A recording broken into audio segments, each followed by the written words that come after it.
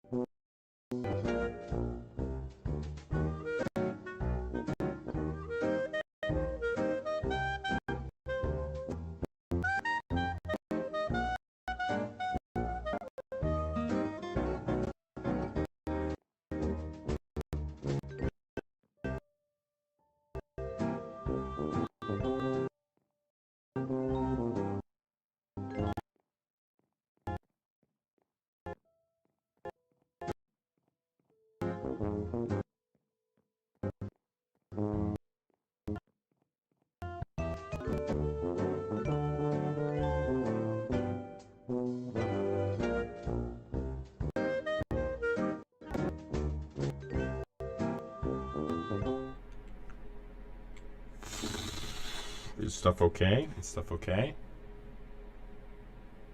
Oh, dude, it's playing my audio twice. Shoot. One sec.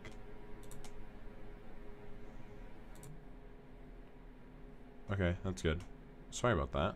Why would it be playing my damn audio twice? That's for live screen. Put it right there. That'd be fine. Where is my sound volume at? We put that right there. Okay. I think everything should be good now. That is not what I was wanting. I think everything should be good now. Ooh, shit. But yeah. Oh, I still need a set. I need a. Oh, I didn't even copy all the text. Oh my fucking god. Well, I guess I could show you what it is. So, right here, we have ourselves a book. A beautiful book. That I did enjoy the first one, even though I was very drained of it at the end. This is a book written by Ursula Le Guin, known as The Tombs of Atuan. In the second book of the Earthsea series, we read the first book. It's been about 5 to 6 months since the last I watched you. I just remembered you. Well, I'm glad that you were able to come on back. A lot of things have changed. Certain things are changed. Certain things are more chill. Certain things just are a little more different. And this is kind of one of them. So, since I'm still doing my college stuff, I need to read a certain book, and I need to read a lot. So, instead of just reading the book boringly and then not giving you guys content. Instead, what I thought we can do is do a little bit of a mixture. What we would do is I stream, play Minecraft, or it doesn't have to be Minecraft, it could be another game, but I would prefer it to be more of a chill game, and have a bot read me my book to all of us. I might turn it up a little bit more so that you guys can, because you guys weren't even able to hear that much. I mean, not that it really matters. That's not really my main focal point to doing this. As long as I understand it, that's what is the main gist. So yeah, we're gonna have this bot read to us this book, and will I probably have it read us this whole time? Probably not. The maximum I'm probably gonna go to is until 3 in the morning, so maybe around 3 hours at most. But yeah, I thought it was a good idea too. I thought it'd be a good way to provide more content, and also it's just optional. It's good for me. It might be nice for you guys.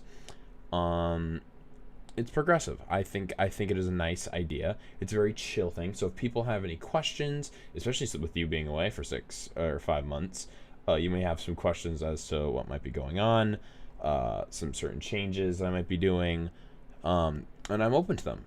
If you have anybody who is interested in having a nice chill stream to watch, please do let them know. I think I might have just gotten to the end of the book. I think that's the final page. I think that is the final page. So we're gonna go like this. So this in itself is gonna take a second. I'm trying to copy down all of this and then put it in the bottom. Okay, so there we go. So we copy literally every last bit of that, put it in there, and then we're gonna have it play. Notice you got a girlfriend has like, it's going great. I am super happy with Ella. I cannot tell you how blessed I am to have met Ella. She's provided so much joy in my life, and I could not be more thankful for someone who is accepting and loving as she is. Like she's just amazing. I seriously cannot gush more than what would seem like an eternity about that. And obviously some may get bored. I would never get bored. I would do a whole stream of just talking about how amazing she is.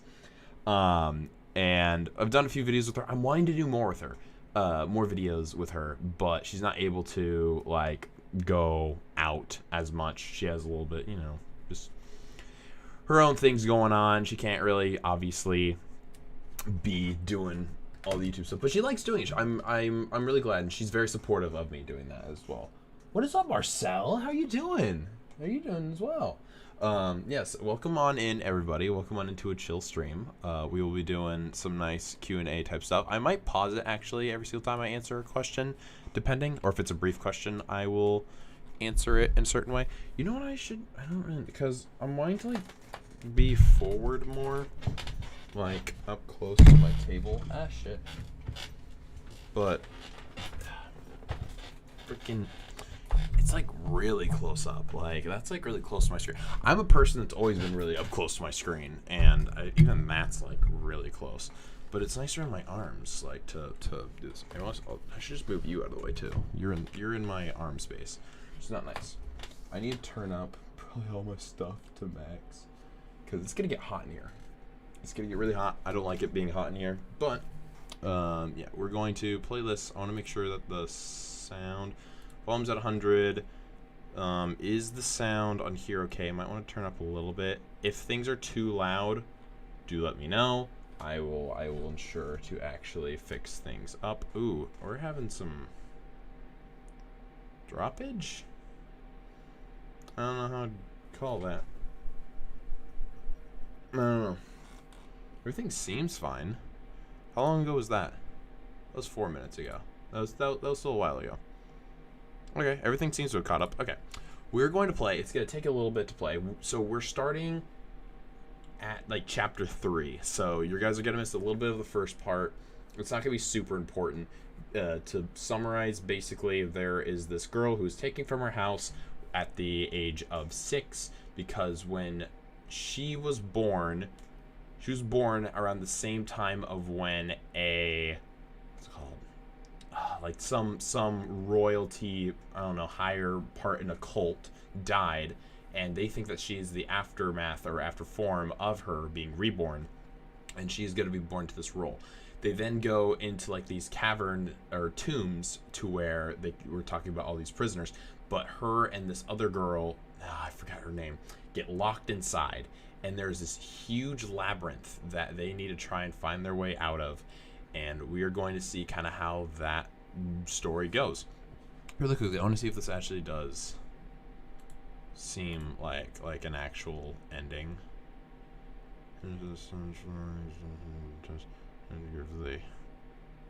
hand like a child coming home. Interesting. It seems like an ending to the book. Besides, it's also a lot of pages too. Are you from Texas? I am not from Texas, or unless if you're talking about Red Eagle, which I do not know. I do actually not know where he's from, and I don't know where a lot of people are here are from. But we're gonna turn up my volume. We're gonna play, and what we're gonna be doing is we're going to be doing some mining. We're gonna go into, oh, that is way too high of sensitivity. There we go, that's nicer. We're gonna go on a long mining trip, and then we'll mine, we'll talk with you guys so we can focus on what you guys have to say. I'm hoping that it's not gonna be too laggy, but we'll see. We're gonna need to go to a different area because it's just man, just too much at times. We're going to move on over to here. Alright. Yeah, right when I was booting up this game and then everything else, like everything was like, it was so laggy. It's really fine now. Okay, so we're gonna grab that. That'll be fine. I think I'll smoke more charcoal, whatever that may be. I did not do that right. That's fine. We can get more torches. We need wood. We need like a stack of wood. We're going to need a stack of wood. We're going to leave cobblestone here. We don't need cobblestone. Stack of wood. Put this here. All the things that'll be used more like resources, like there. Yeah, right when the book starts, I'm gonna be a little more quiet. Yo, what is up, Turner YouTube system? Why do you keep on doing that? You've done that to me before. I'm not gonna be saying random stuff. If you want to be entertained, you watch what's happening on the stream. That's how things go. There we go. Yeah, it was 16. I am such a genius. So we're gonna need to go to a different area because of this area not being rich in area to mine. I guess we could strip mine, but it gets into holes and stuff. No, we can still strip mine. We'll strip mine. We'll do a long strip mine. It's strange how it's going to be 2 years in October or November since I started watching. Yeah, that is actually interesting to think about. Yeah. Yeah, it's crazy to think about how long is this book starting? Are you gonna start here soon? It's still processing. It will take some time for it to process. But yeah, it has been some time, and it is. I don't know why he stole all my torches. Like fucking. There are some other people who play on the server, and I don't know why they did that. But yeah, it is yeah, it's crazy because that means also after in July. Oh shit. Was milking and came running out of the pen to see what was the matter. Pause. Too fast. I turned up to like that speed and I was way too fast. We'll have it read at a normal pace. If I want it to go faster, I'll have it go faster. But for right now, the pen to see what was the matter. Let's go. Let's go from the beginning. Okay. And she went galloping all. If it's too loud, let me know. Yelling. I'll check every once in a while to see what's going on. I can't get it off. And Punty's so deaf now he thought it was a fire, and started screeching at the other wardens to come and rescue the novices. And Yuato was milking and came running out of the pen to see what was the matter, and left the gate open, and all the milch goats got out and came charging into the courtyard and ran into Punty and the wardens. There we go. And the little girls, and Munith waving this brass pot around on the end of her arm and having hysterics, and they were all sort of rushing around down there. So When Castle came down from the temple. How's life anyway? Everything else going good? Yeah, said, it's going great. This? Works fine. Just keep up with school. This? Not able to stream as much, but I'm doing good. Took Doing on good. A repulsive sneer, not at all like Castle's cold A expression, Castle is the other and yet person. somehow so like Castle that Arha gave a snort of almost terrified laughter. What's this? What's all this? Castle said. And then the brown goat butted her dash. Penthi dissolved in laughter, tears welled in her eyes. And dash. Munith hit the goat with the pea pot. Both girls rocked back and forth in spasms of giggling, holding their knees. Oh, they've gone nuts. And Castle turned around and said, "What's this? What's this?" to the goat. The end of the tale was lost in laughter. Penthi finally wiped her eyes and nose, and absent-mindedly started on another apple. What the fuck is happening? To laugh so hard made Arha feel a little shaky. She calmed herself down, and, after a while asked, "How did you come here, Penthi?" "Oh, I was the 6th girl my mother and father had, and they just couldn't bring up so many and marry them all off. How upsetting. So when I was 7 they brought me to the God King's temple and dedicated me. That was in Osawa. They had too many novices there, I guess, because pretty soon they sent me on here. Or maybe they thought I'd make a especially good priestess or something. But they were wrong about that." Penthi bit her apple with a cheerful, rueful face. "Would you rather not have been a priestess?" "Would I rather?" Yeah, it should be I'd rather good. marry a piggard and live in a ditch. That should be fun. Rather anything than stay buried alive here all my born days with a mess of women in a perishing old desert where nobody ever comes. They're stuck down But in there's the no thing. good wishing about it, because I've been consecrated now and I'm stuck with it. The nice part is that I'm going to an actual physical class where we'll talk about this book, so even if I miss some things, I'll get refreshed. Earned it. Arha looked down at her with a dark, steady gaze. Arha's a She did creepy not bitch, understand. She, even though she's the main felt that character. She had never seen Penthi before, never looked at her and seen her round and full of life and juice as one of her golden apples, beautiful to see. "Doesn't the temple mean anything to you?" she asked, rather harshly. Penthi, always submissive and easily bullied, did not take alarm this time. Yeah. "Oh, I know your masters are very important to you," she said with an indifference that shocked Arha. "That makes some sense, anyhow, because you're their one special servant. You weren't just consecrated, you were specially born. Well, duh. But look at me. Am I Doesn't supposed make to feel sense. so much awe and so on It's about almost the God 2:30, and I have to go to sleep. See, Bunk. See you later. Thank you for tuning in, and I hope that you tune in again soon. I much appreciate seeing you again. It's been a long, long time. He's about 50 years old, and he's bald. You can see in all the statues.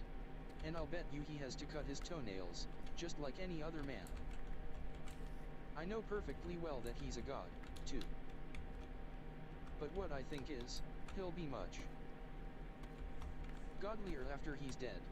Arha agreed with Penthi, for secretly she had come to consider the self-styled divine emperors of Kargat as upstarts, false gods trying to filch the worship due to the true and everlasting powers. But there was something underneath Penthi's words with which she didn't agree, something wholly new to her, frightening to her. She had not realized how very different people were, how differently they saw life. She felt as if she had looked up and suddenly seen a whole new planet, hanging huge and populous right outside the window, an entirely strange world. One in which the gods did not matter. She was scared by the solidity of Penthi's unfaith. Scared, she struck out. "That's true. My masters have been dead a long, long time, and they were never men. Do you know, Penthe, I could call you into the service of the tombs. She spoke pleasantly, as if offering her friend a better choice. The pink went right out of Penthe's cheeks. Yes, she said, you could. But I'm not. I'm not the sort that would be good if. Then. Why? I am afraid of the dark, Penthe said in a low voice. Arha made a little sound of scorn, but she was pleased. She had made her point. Penthe might disbelieve in the gods, but she feared the unamiable powers of the dark, as did every mortal soul. It's weird that she fears that. I wouldn't do that unless you wanted to, you know, Arha said. A long silence fell between there. You're getting to be more and more like Thar, Penthe said in her soft dreamy way. Thank goodness you're not getting like Castle. But you're so strong. I wish I were strong. I just like eating. Yeah, Go Penthe, ahead, you fat Arha said, fuck. superior and amused, and Penthe slowly consumed a third apple down to the seeds. Stop being fat. The demands of the endless ritual of the place brought Arha out of her privacy. Couple of days later, twin kids had been born out of season to a she-goat, and were to be sacrificed to the twin god brothers as the custom was, an important There we go. rite, at which the first priestess must be present. Then it was dark of the moon, and the ceremonies of the darkness must be performed before the empty throne. Arha breathed in the drugging fumes of herbs burning in broad trays of bronze. Before the throne, and danced, solitary in black. She danced for the unseen, spirits of the dead and the unborn, and as she danced the spirits crowded the air. Around her, following the turn and spin of her feet and the slow, sure gestures of her arms. She sang the songs whose words no man understood, which she had. That seems like learned magic shit to syllable by me. syllable, long ago, from Thar. A choir of priestesses hidden. In the dusk behind the great double row of columns echoed the strange words. After her, and the air in the vast ruinous room hummed with voices, as if the crowding spirits repeated the chants again and again. The God King in Awabeth sent no more prisoners to the place, and gradually Arha ceased to dream of the three now long since dead and buried in shallow graves in the great cavern under the tombstones. She summoned up her courage to return to that cavern.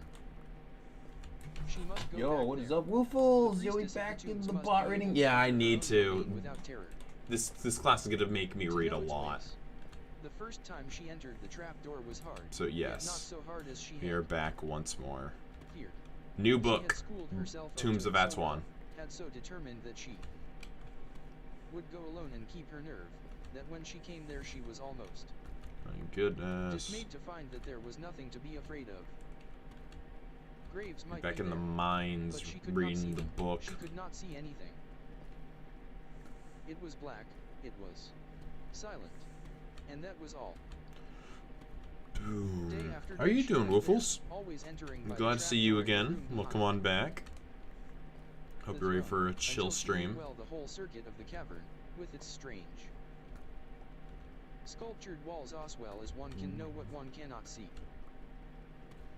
She never left the walls, for in striking out across the great hollow she might soon lose the sense of direction in the darkness, and so, blundering back at last to the wall, not know where she was.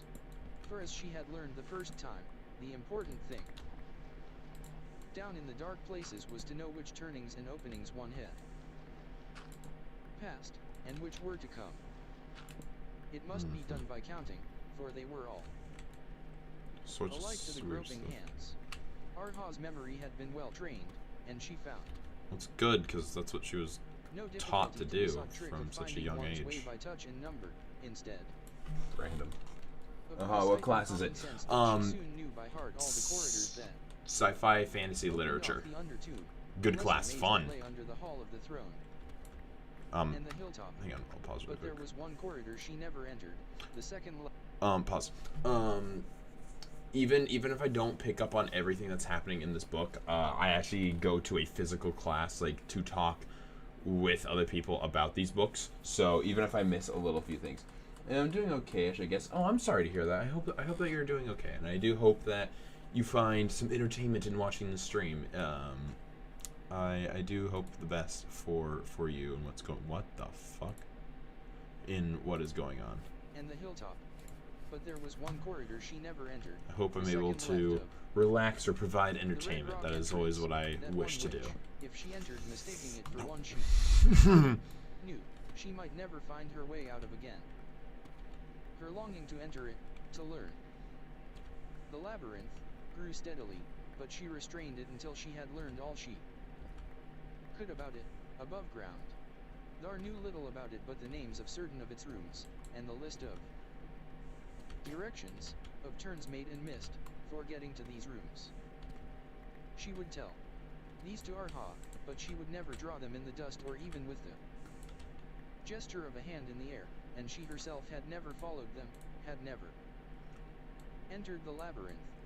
But when Arha asked her, what is the way from the iron door that stands open to the painted room, or, how does the way run from the room of bones to the tunnel by the river, then Dar would be silent a little, and then recite the strange directions she had learned long before from What the class is, we don't have that class in the... Yeah, it's not a common class.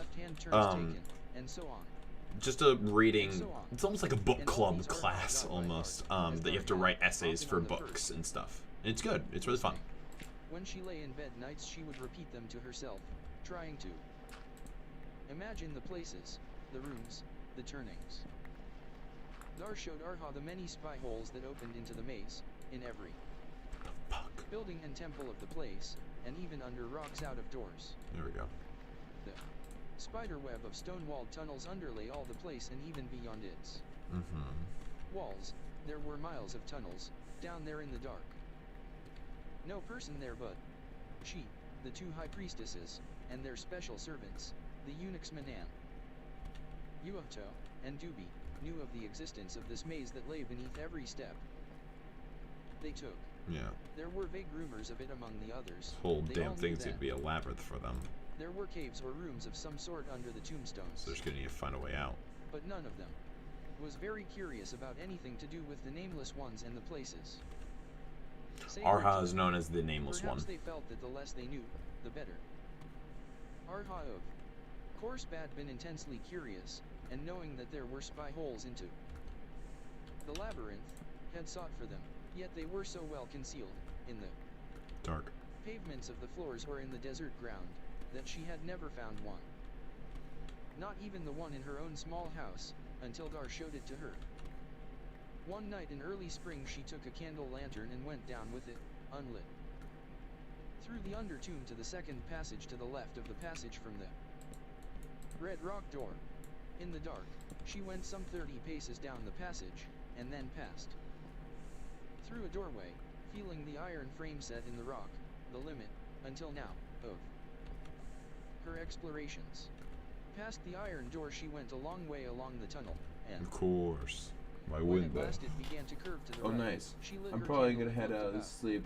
I'm not well right now. Need to. I 100% get that. If you do need to rest, you definitely gonna. She was no longer Thank you for in tuning in for the time that you did, She and do was consider coming in a back place later less on. sacred, though And I perhaps hope more they have dreadful. good sleep. She was in the labyrinth.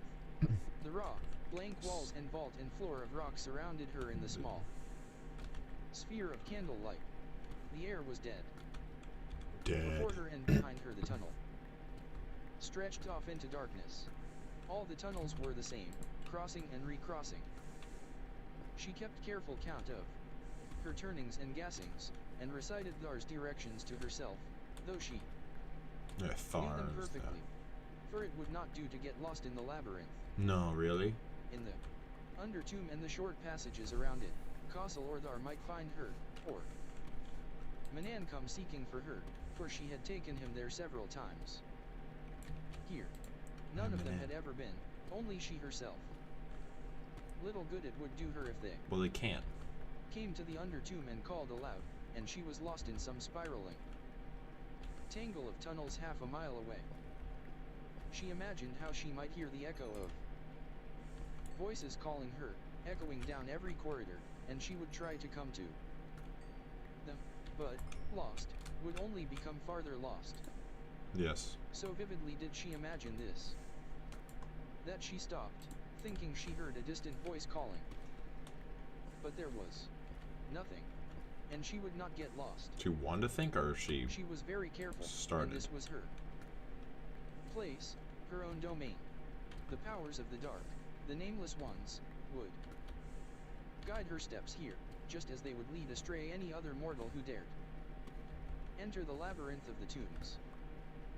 She did not go far into it that first time, but far enough that the strange, bitter, yet pleasurable certainty of her utter solitude and independence there grew strong in her. Oh yeah, you've been and led her observed back, this whole and frickin' back again, time by and these each time weirdos. farther. She came to the painted room, and the 6 ways, and followed the long outmost tunnel, and penetrated the strange tangle that led to the room of bones. When was the labyrinth made? She asked Thar, and the stern, thin priestess answered, Mistress, I do not know. No one knows. Why was it made? For the hiding away of the treasures of the tombs, and for the punishment of those who tried to steal those treasures. All the treasures I've seen are in the rooms behind the throne. Ooh, mine. What's under it? What lies in the labyrinth? A far greater and more ancient treasure. Would you look on it? Yes. None but you may enter the treasury of the tombs. Yeah. You may take your servants into the labyrinth, but not into the treasury. Only Arha can see amazing treasure. There, the anger of the dark would waken. He would not leave the labyrinth. This one does involve a lot of dark. It is a very dark book. Forever. I know where the great treasure is. You told me the way, 15 years ago, before you died, so that I would remember and tell you when you returned. I can tell you the way to follow in the labyrinth, beyond the painted room, and the key to the treasury is that silver one on your ring, with a figure of a dragon on the haft. That's cool. But you must go alone. Dragon Tell key. me the way. Thar told her, and she remembered, as she remembered all that was told her.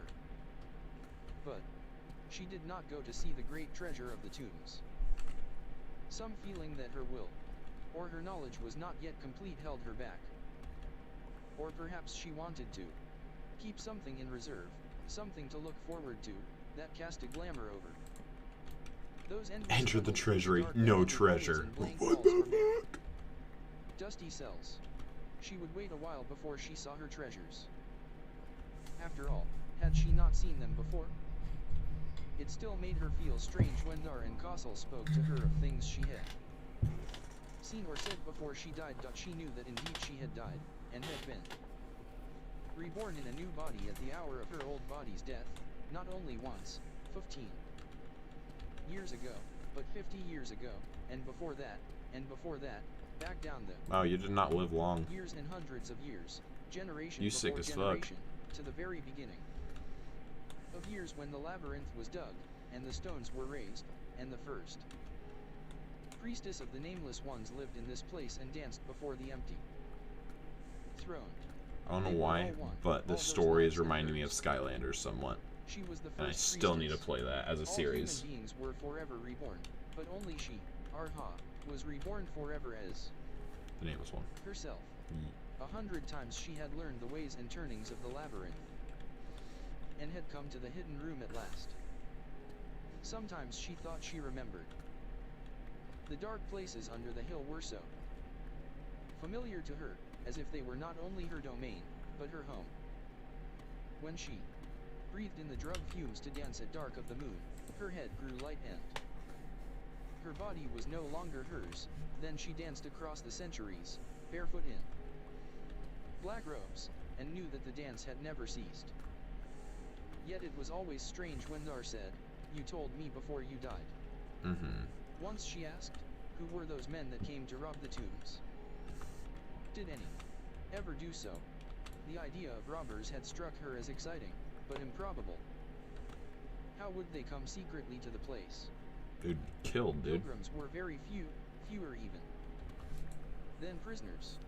Now and then new novices or slaves were sent from lesser temples of the Four Lands, or Can't a be small done, group dude. came to bring some offering of gold or rare incense to one of the temples. And that was all. Nobody came by chance, Sole or to buy and purpose. sell, or to sightsee, or to steal. Nobody came but under orders. Arha But peasants. did not even know how far it was to the nearest town, 20 miles, or more, and the nearest town was a small one. The place was guarded and defended by emptiness, by solitude. Anybody crossing the desert that surrounded it, she thought, would have as much chance of going unseen as a black sheep in a snowfield. She was with Thar and Castle, with whom much of her time was spent now. When she was not in the small house or alone under the hill. It was a stormy, cold night in April. They sat by a tiny fire of sage on the hearth in the room behind the God King's temple, Castle's room. Outside the doorway, in the hall, Manan and Doobie played a game with sticks and counters, tossing a bundle of sticks and catching as many as possible on the back of the hand. Ooh. Manan and Arha still sometimes played that game, in secret, in the inner courtyard of the You want to play small catching house. sticks with me? The rattle of dropped sticks, the husky mumbles of triumph and It's too defeat, fucking the small weird and crackle of the stupid. fire, were the only sounds when the three priestesses fell silent. All around beyond the walls reached the profound silence of the desert night. From time to time came the patter of a sparse, hard shower of rain. Many came to rob the tombs, long ago, but none ever did so, said Thar. Taciturn as she was, she liked now and then to tell a story, and often did so as part of Arha's instruction. She looked tonight as if a story might be gotten out of her. How would any man dare? They would dare, Castle said. They were sorcerers, wizard folk from the Fuck yes. Good vein. lands. That was before the God Kings ruled the Kargad lands. We were not so strong then. The wizards used to sail from the west to Kargoat and Atuan to plunder the towns on the coast, loot the farms, even come into the sacred city. Awabeth. They came to kill dragons, they said, but they stayed to rob towns and temples. The little And their great dick. heroes would come among us to test their swords, Thar said, and work their ungodly spells. One of them, a mighty sorcerer and dragon lord, So she keeps on thinking greatest back of them to all, came to grief here. Thar. It was long ago, very long ago, but the tale is still She's all by remembered, herself. and not only in this place. The sorcerer was named Urithokbi, and he was both king and wizard in the west. He came to our lands, and in Awabeth he joined with certain Kargish rebel lords, and fought for the rule of the city with the high priest of the inmost temple of the twin gods. Long they fought, the man's sorcery against the lightning of the gods, and the temple was destroyed around them. At last the high priest broke the sorcerer's witching staff, broke in half his amulet of power, and defeated him. Well, yeah, they're fucking He escaped gods, basically. from the city and from the Kargish lands, and fled clear across Earthsea to the farthest west, and there a dragon slew him, because his power was gone. Ooh. And since that day the power and might of the inner lands has ever waned. Now the high priest was named Intathan, and he was the first of the house of Tarb, that lineage from which, after the fulfillment of the prophecies and the centuries, the priest kings of Kargoat were descended, and from them, the god kings of all Kargad. So it is that since the day of Intathan the power and might of the Kargish lands has ever grown. Those who came to rob the tombs, they were sorcerers, trying to get back the broken amulet of Urithokbi. But it is still here, where the high priest put it for safekeeping. We'll never be able to get And that. so are their bones. Dar pointed at the ground under her feet. Half of it is here, Castle said, and the other half lost forever. How lost? Asked Arha. The one half, in Intathan's hand, was given by him to the treasury of the tombs, where it should lie safe forever. The other remained in the sorcerer's hand, but he gave it before he fled to a petty king, one of the rebels, named Thureg of Hupun. I do not know why he did so. To cause strife, to make Thureg proud, Kossel said. And so it did. The descendants of Thureg rebelled again when the house of Tarb ruled, and yet again they took arms against the first god king, refusing to acknowledge him as either king or god. They were an accursed and sword-zealot race. They are all dead. Now, Thar nodded. The father of our present god king, the lord who has arisen, put down that family of Hupun, and destroyed their palaces. When that was done, the half-amulet, which they had kept ever since the days of Urithokbi and Intathin, was lost. No one knows what became of it. And that was a lifetime ago. It was thrown out as trash, no doubt, Kossel said. They say it doesn't look like anything of value, the ring of Urithokbi. A curse upon it and upon all the things of the wizard folk. Kossel spat into the fire. Have you seen the half that is here? Arha asked of Thar. The thin woman shook her head. It is in that treasury to which none may come. But the one priestess.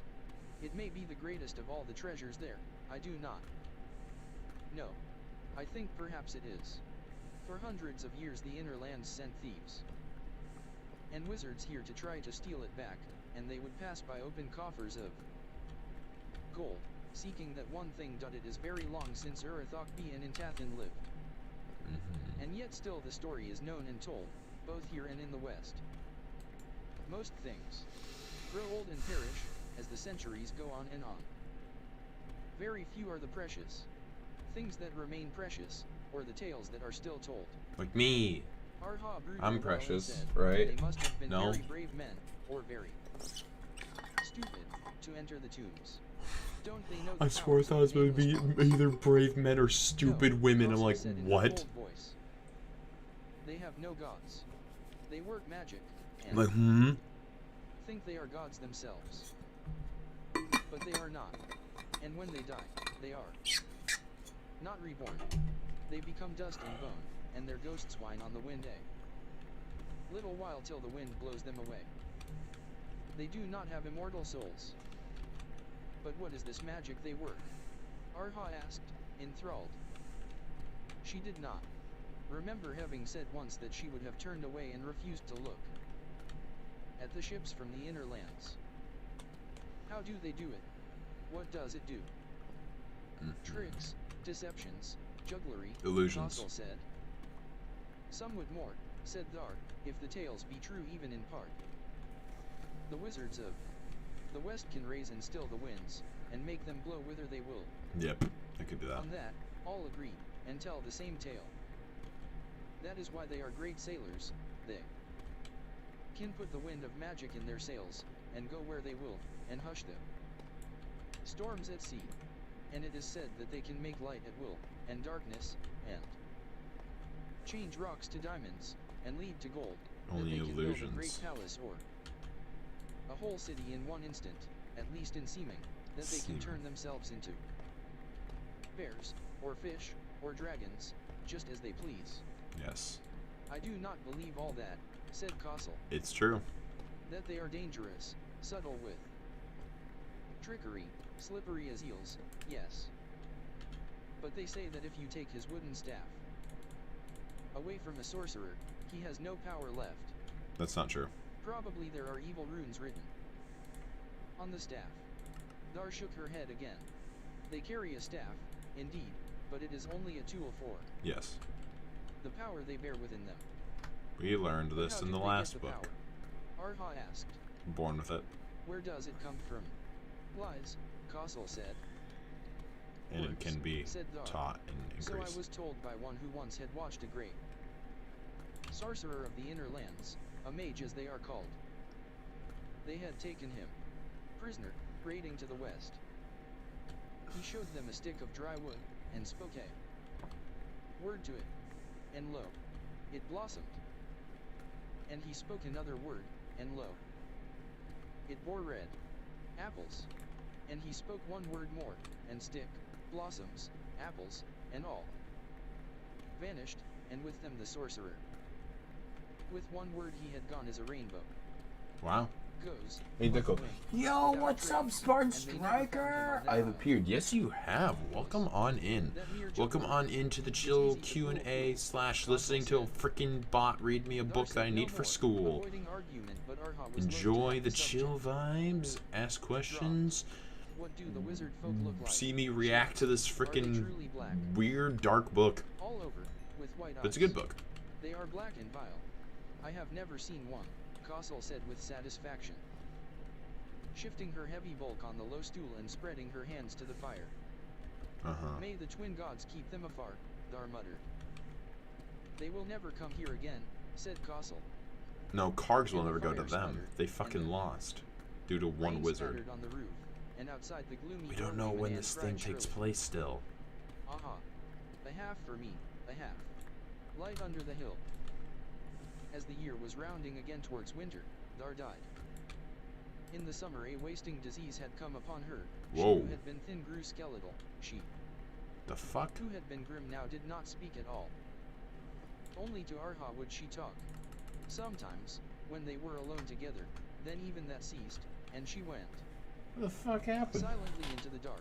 Been a hot minute, hasn't it? It has. I've missed seeing you around, my guy. Welcome on in. Thank you for tuning on in. If you can only be here for a little bit, that's fine. But if you're tuning in for a little bit, I do appreciate it. If you drop a like, much appreciated. You were drowned 10 natty lights in one night. Shit getting trippy, dog. Yo, you be careful. Place. The woman called the girl mistress, and should obey her if commanded. But Arha learned not to command Kossel. She had the right to do so, but not the strength. It would take very great strength to stand up against Kossel's jealousy. Of a higher status than her own, her hatred of anything she herself did not control. Since Arha had learned of the existence of unfaith, and had accepted it as a reality even though it frightened her, she had been able to look at Kossel much more steadily, and to understand her. I'm gonna pause the book really quickly. I need to check something. Her heart of the nameless ones or of the If I were to check how long this book is in comparison to the other one, so I don't know exactly where we are, but this is this book. This is the book that we read last time. How many pages are there? Because this looks like a lot more. I mean, obviously the only important part is this, so I just need to go to chapter 10. Okay, yeah, that is about the same. Okay, good. So we are still. I was curious if my book was shorter, like if it's like randomly cut off. It doesn't, I don't think. I may or may not have outrun a cop with her, tore through a cornfield, and dumb motherfucker got stuck. I went right past him. Absolute wasted right now. I mean, you did say may or may not, so I mean, you can't say, I can't say for sure that you did, but I mean, you also can't say that you didn't, but it's just a possibility. Dude, that's fucking nuts. She held nothing sacred but power. The emperor of the Kargad lands now held the power, and therefore he was indeed a god king in her eyes, and she would serve him well. Of course she would. But to her But temples were why? mere show. What's the the tombstones purpose? were rocks. The tombs of Atuan were dark holes in the ground, terrible but empty. She would do away with the worship of the empty throne, if she could. She would do away with the first priestess, if she dared. Arha had come to face even this last fact quite steadily. Perhaps Thar had helped her to see it, though she had never said anything directly. In the first stages of There we go. her illness, before the silence came upon her, she had asked Arha to come to her every few days, and had talked to her, telling her much about the doings of the God King and his predecessor, and the ways of Awabeth, matters which she should as an important priestess know, but which were not often flattering to the God King and his court. And she had spoken of her own life, and described what the Arha of the previous life had looked like and done, and sometimes, not often, So fucking She cool, had dude. mentioned what might be the difficulties and dangers of Arha's present life. Not once did she mention Castle by name. But Arha had been Thar's pupil for 11 years, and needed no more than a hint or a tone to understand, and to remember. After the gloomy So commotion cool. of the rites of mourning was over, Arha took to avoiding Castle. When the long works and rituals of the day were done, she went to her solitary dwelling, and whenever there was time, she went to the room behind the throne, and opened the trapdoor, and went down into the dark. In daytime and nighttime, for it made no difference there, she pursued a systematic exploration of her domain. The Undertomb, with its great weight of sacredness, was utterly forbidden to any but priestesses and their most trusted eunuchs. Any other man or woman who ventured there would certainly be struck dead by the wrath of the Nameless Ones. But among all the rules she had learned, there was no rule forbidding entry to the labyrinth. There was no need. It could be entered. I Only mean, from the Undertomb, and learning anyway, more on the way Dufus was need side rules to side. tell them not to. It was already dark, so I Enter couldn't in a get spider's license web. to play. So she Some took Manan off into couldn't the nearer track it regions of the either. labyrinth. I'm in the clear. Dude, that's freaking nuts. Learn the I ways. mean, as long as you're He all was not good, at all eager to go there, but as always he obeyed her. then She made sure that Dubi and Yuoto, Castle's eunuchs, knew the way to the room of chains and the freaking way out of caves the are Undertomb, nuts. but no more. She never took them into the labyrinth. She wanted no one but Manan, utterly faithful to her, to know those secret ways. For they were hers alone, forever. Yes. She had begun her full exploration with the labyrinth. All the autumn she spent many days walking those endless corridors, and still there were regions of them she had never come to. There was a weariness in that tracing of the vast, meaningless web of ways. The legs got tired and the mind got bored, forever reckoning up the turnings and the passages behind and to come. It was wonderful, laid out in the solid rock underground like the streets of a great city, but it had been made to weary and confuse the mortal walking in it, and even its priestess must feel it to be nothing, in the end, but a great trap. So, more and more as winter deepened, she turned her thorough exploration to the hall itself, the altars, the alcoves behind and beneath the altars, the rooms of Oh, these chests and spikes, boxes, bro. These are the cool. contents of the chests and boxes, the passages, and attics. The dusty hollow under the dome where hundreds of bats nested, the basements and under basements that were the anterooms of the corridors of darkness. Her hands and sleeves perfumed with the dry sweetness of a musk that had fallen to powder lying for 8 centuries in an iron chest, her brow smeared with the clinging black of cobweb. She would kneel for an hour to study the carvings on a beautiful, time-ruined coffer of cedar wood, the gift of some king ages since to the nameless powers of the tombs. There was the king, a tiny stiff figure with a big nose, and there was the hall of the throne. Me, big nose bitch king. That's me. That's 100% me, without a doubt. I'm that little bitch guy. For how many hundred years? Would have been bad if There you was got the me one with priestess, mouth with breathing in the full drug fumes license. from the trays of I bronze, shouldn't even be prophesying or drinking yet advising the king. legally, and I'm wasted. Yeah, that's why I just wanted to be sure that, you know, you take things a little easy, my guy. Clear features, yet Arha would imagine that the face was her own face. She wondered what she had told the king with the big nose, and whether he had been grateful. She had favorite places in the hall of the throne, as one might have favorite spots to sit in a sunny house. She often went to a little half-loft over one of the roving rooms in the hinder part of the hall. We're learning so much of our fucking ancient past, gowns but and not as to costumes what the fuck is happening right now. Were kept, left from the days when great kings and lords came to worship at the place of the tombs of Atuan, acknowledging a domain greater than their own or any man's. Sometimes their daughters, the princesses, had put on these soft white silks, embroidered with topaz and dark amethyst, and had danced with the priestess of the tombs. There were little painted ivory tables in one of the treasuries, showing such a dance, and the lords and kings waiting outside the There we go, bro. hall, My where gosh. then as now no man ever set foot on the ground of the tombs. That's why it took so long for to tear out Maidens might come through in the and cornfield. dance with the Yeah, priestess I'd imagine. in white silk.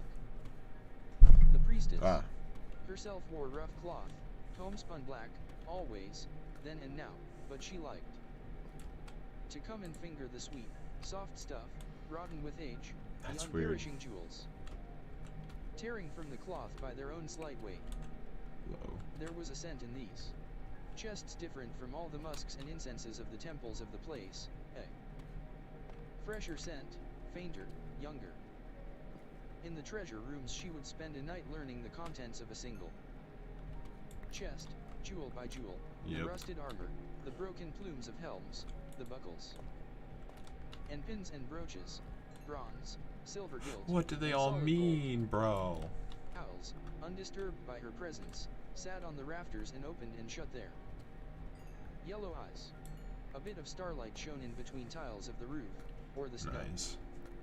came sifting down, fine and cold as those ancient silks that fell to nothing at Go. hand's touch. One night Music late in the really winter, fits with it the was fucking too story cold in that's the also hall. being read. I like it. It's She dope. went to the trapdoor, Pretty raised chill. it, swung down onto the steps, and closed it above her. She set off silently. On the way she now knew so well, the passage to the undertomb. There, of course, she never bore a light, if she carried a lantern, from going in the She would die. labyrinth or in the dark of night above ground, she extinguished it before she Yep. came near the undertomb. She had never seen that place, never in all the generations of her priestesshood. No, no In one the would. passage now, she blew out the candle in the lamp she carried, and without slowing her pace at all went forward in the pitch dark, easy as a little fish in dark water. Here, winter or summer, there was no cold, no heat, always the same even chill, a little damp, Little changeless. damp. Above, the great This is frozen where winds you of get winter whipped thin snow Fat over the desert. gat. Gay. There was no wind, no season, it was close, it was Were you still. really trying to say freaking gay She and was you going to the spot printing room. fat? She liked sometimes to go there and study Where is the strange wall drawings that leapt out of the dark at the gleam of her candle. Men with long wings and great eyes, fat? serene and Fart. morose. Fart. I mean fart. I No mean one could fart. tell her I mean what fart. they were. Heh. There were no such paintings elsewhere in the place, but she thought she knew they were the spirits of the damned, who are not reborn. Oh. The painted room was in the labyrinth, so she must pass through the cavern beneath. The tombstones first. As she approached it down the slanting Hey, passage, yo. a faint gray bloomed, a bare hint and glimmer, the echo of a distant light. She thought her eyes were tricking her, as they often did in that utter blackness. She closed them, and the glimmering vanished. She opened them, and it reappeared. It's real? She had stopped and was standing still. Gray, not black. A dull edge of pallor. Just fuck, visible, bro? where nothing could be visible, where all must be black. She took a few steps forward and put out her hand to that angle of the tunnel wall, and, infinitely It's faint, lava. saw the movement of her hand. No. She went on. This was strange beyond thought, beyond fear, this faint blooming of light where no light had ever been, in the inmost grave of darkness. She went, noiseless on bare feet, black-clothed. At the last turn of the corridor she halted. Then very slowly took the last step, and looked, and saw. Saw what she had never seen, not though she had lived 100 lives, the great vaulted cavern beneath the tombstones, not hollowed by man's hand but by the powers of the earth. It was jeweled with crystals and ornamented with pinnacles and filigrees of white limestone where the waters under earth had worked, eons since, Marker. immense, with glittering roof and walls, sparkling, delicate, intricate, a palace of diamonds, a house of amethyst and crystal, from which the ancient darkness had been driven out by glory. Not bright, but dazzling to the dark accustomed eye, was the light that worked. This wonder. It was a soft gleam, like marsh light, that moved slowly across the cavern, striking 1,000 scintillations from the jeweled roof and shifting 1,000 fantastic shadows along the carven walls. The light burned at the end of a staff of wood, smokeless, unconsuming. The staff was held by a human hand. Arha saw the face beside the light, the dark face, the face of a man. She did not move. Dead? For a long time he crossed and recrossed the vast cave. Is he dead? He moved as if he saw something, looking behind the lacy cataracts of stone, studying the several corridors that led out of the undertomb. No fucking way not if it's entering dead. them. And still the priestess of the tombs stood motionless, in the black angle of the passage. Is he dead? Waiting. What was hardest for her to think, perhaps, was that she was looking at a stranger. She had very seldom seen a stranger. It seemed to her that this must be one of the wardens. This is no, sorcerer. one of the men from over the wall, a goat herd, or guard. A slave of the place, and he had come to see the secrets of the nameless ones. Nope. Well, yes, Maybe to but steal no. something from the tombs. Yes. He's gonna get To that steal amulet something. thing. To rob the dark powers. Please be dead. Sacrilege, the word came slowly into Arha's mind. This was a man, and no man's foot must ever touch the soil of the tombs, the holy place. Yet he had come here into the hollow place that was the heart of the tombs. Yes. He had entered in. He's not dead. He had made light where light was forbidden, where it had never been since world's beginning. Well, Why did the nameless ones not strike him down? He was standing now feared looking down him. at the rocky floor, which was cut and troubled. One could see that it had been opened and reclosed. The sour sterile clods dug up for the graves had not all been stamped down again. Her masters had eaten those 3. Why did they not eat this one? What were they waiting for? For their hands to act, for their tongue to speak. Go. Go. Be gone, she screamed all at once at the top of her voice. whoa. Great echoes shrilled and boomed across the cavern, seeming to blur the dark, startled face that turned towards her, and, for one moment, across the shaken splendor of the cavern, saw her. Then the light was gone. All splendor gone. Blind dark, and silence. Now she could think again. She was released from the spell of light. What? He must have come in by the red rock door, the prisoner's door, so he would try to escape by it. Light and silent as the soft-winged owls, she ran the half-circuit of the cavern to the low tunnel that led to the door, which opened only inwards. She stooped there at the entrance of the tunnel. There was no draft of wind from outside. He had not left the door fixed open behind him. It was shut, and if he was in the tunnel, he was trapped there. But he was not in the tunnel. She was sure of it. So He's close, gone. in that cramped place. He was gone. He wasn't there no more. Felt the warmth and pulse of his life itself. I'm my defense. I'm drunk. I understand that, yes. She Don't stood worry. erect You and listened. do not have to worry. Where had he gone? The darkness Disappeared. pressed like a bandage on her eyes. To have seen the undertomb confused her. She was bewildered. She had known it only as a region defined by hearing, by hand's touch, by drifts of cool air in the dark. And now a you were vastness, able to a see it. mystery. Never to be seen. Oh. She had seen it, and the mystery had given place, not to horror, Now it's fucked. but to beauty, a mystery deeper even than that of the dark. She went slowly forward now, unsure. She felt her way to the left, to the second passageway, the one that led into the labyrinth. There she paused and listened. Her ears told her no more than her eyes. But, as she stood with one hand on either side of the rock archway, she felt a faint, obscure vibration in the rock, and on the chill, stale air was the trace of a scent that did not belong there, the smell Ow, of fuck. the wild sage that grew on the desert hills, overhead, under the open sky. Slow and quiet she moved down the corridor, following her nose. Just After follow perhaps your 100 nose. paces, she heard him. Get? He was almost as silent as she, but he was not so sure-footed in the dark. She heard a slight scuffle, as if he stumbled on the uneven floor and recovered himself at once. Nothing else. She waited a while and then went slowly on, touching her right hand fingertips very lightly to the wall. At last a rounded bar of metal came under them.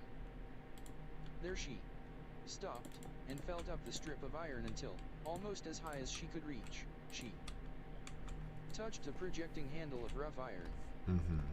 This, suddenly, with all her strength, she dragged downward. There was a fearful grinding and a clash. Blue sparks leapt out in a falling shower. Echoes died away, quarreling, down the corridor behind her. She put out her hands and felt, only a few inches before her face, the pocked surface of an iron door. She drew a long breath. Returning slowly up the tunnel to the undertomb, and keeping its wall to her right, she went on to the trapdoor in the hall of the throne. She did not hasten, and went silently, though there was no need for silence anymore. She had caught her thief. The door that he had gone through was the only way into or out of the labyrinth, and it could be opened only from the outer side. He was down there now, in the darkness underground, and he would never come out again. Walking slowly and erect, she went past the throne into the long columned hall. There, where one bronze bowl on the high tripod brimmed with the red glow of You'll see him again. charcoal, she turned and approached the 7 steps that led up to the throne. On the lowest step she knelt, and bowed her forehead down to the cold, dusty stone, littered with mouse bones dropped by the hunting owls. Forgive me that I have seen your darkness broken, she said, not speaking the words aloud. Forgive me that I have seen your tombs violated. You will be avenged. Oh my masters, death will deliver him to you, and he will never be reborn. Yet even as she prayed, in her mind's eye she saw the quivering radiance of the lighted cavern, life in the place of death, and instead of terror at the sacrilege and rage against the thief, she thought only how strange it was, how strange. How beautiful. What must I tell Castle? She asked herself as she came out into the blast of the winter wind and drew her cloak about her. Nothing. Not yet. I am mistress of the labyrinth. This is no business of the God Kings. Right. I'll tell her after the thief is dead, perhaps. How must I kill him? I should make Castle come and watch him die. She's fond of death. What is it he was seeking? He must be mad. How did he get in? Castle and I have the only keys to the red rock door and the trap door. Magic. He must have come by the red rock door. Only a sorcerer could open it. A sorcerer dash. She halted, though the wind almost buffeted her off her feet. He is a sorcerer, a wizard of the inner lands, seeking the amulet of Uruthokbi. And there was such an outrageous glamour in this, that she grew warm all over. Even in that icy wind, and laughed out loud. All around her the place, and the desert around it, was black and silent, the wind keened, there were no lights. Down in the big house, thin, invisible snow flicked pest on the wind. If he opened the red rock door with sorcery, he can open others. He can escape. This thought chilled her for a moment, but it did not convince her. The nameless. She's like, nah. Oh shit. Why not? He could not do any harm. What harm is a thief who can't leave the scene of his theft? Spells and black powers he must have, and strong ones no doubt, since he had got that far, but he would not get much farther. No spell cast by mortal man could be stronger than the will of the nameless ones. Just wait until you see how fucking wrong you are. Whose throne was empty. To reassure herself of this, she hastened on down to the small house. Manan was asleep on the porch, rolled up in his cloak and the ratty fur blanket that was his winter bed. She entered quietly, so as not to awaken him, and without lighting any lamp. She opened a little locked room, a mere closet at the end of the hall. She struck a flint spark long enough to find a certain place on the floor, and kneeling, pried up one tile. A bit of heavy, dirty cloth, only a few inches square, was revealed to her touch. This she slipped aside noiselessly. She started back, for a ray of light shot upward, straight into her face. Ugh. After a moment, very cautiously, she looked into the opening. She had forgotten that he carried the queer light on his staff. She had been expecting at most to hear him, down there in the dark. She had forgotten the light, but he was where. She had expected him to be right beneath the spy hole, at the iron door that blocked his escape from the labyrinth. He was standing there, one hand on his hip, the other holding out at an angle the wooden staff, as tall as he was, to the tip of which clung the soft will-o'-the-wisp. His head, which she looked down upon from some 6 feet above, was cocked a bit to the side. His clothes were those of any winter traveler or pilgrim. A short heavy cloak, a leather tunic, leggings of wool, laced sandals, there was a light pack on his back, a water bottle slung from it, a knife sheathed at his hip. He stood there still as a statue. Does he have a random little creature? Slowly he raised his staff from the ground, and held the bright tip of it out towards the door, which Arha could not see from her spy hole. The light changed, growing smaller and brighter, an intense brilliance. He spoke aloud. The language he spoke was strange to Arha, but stranger to her than the words. Really? Was the voice, deep and resonant. The light on the staff brightened, flickered, dimmed. For a moment it died quite away, and she could not see him.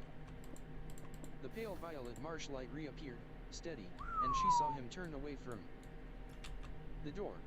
His spell of opening had failed. The powers that held the lock fast on that door were stronger than any magic he possessed.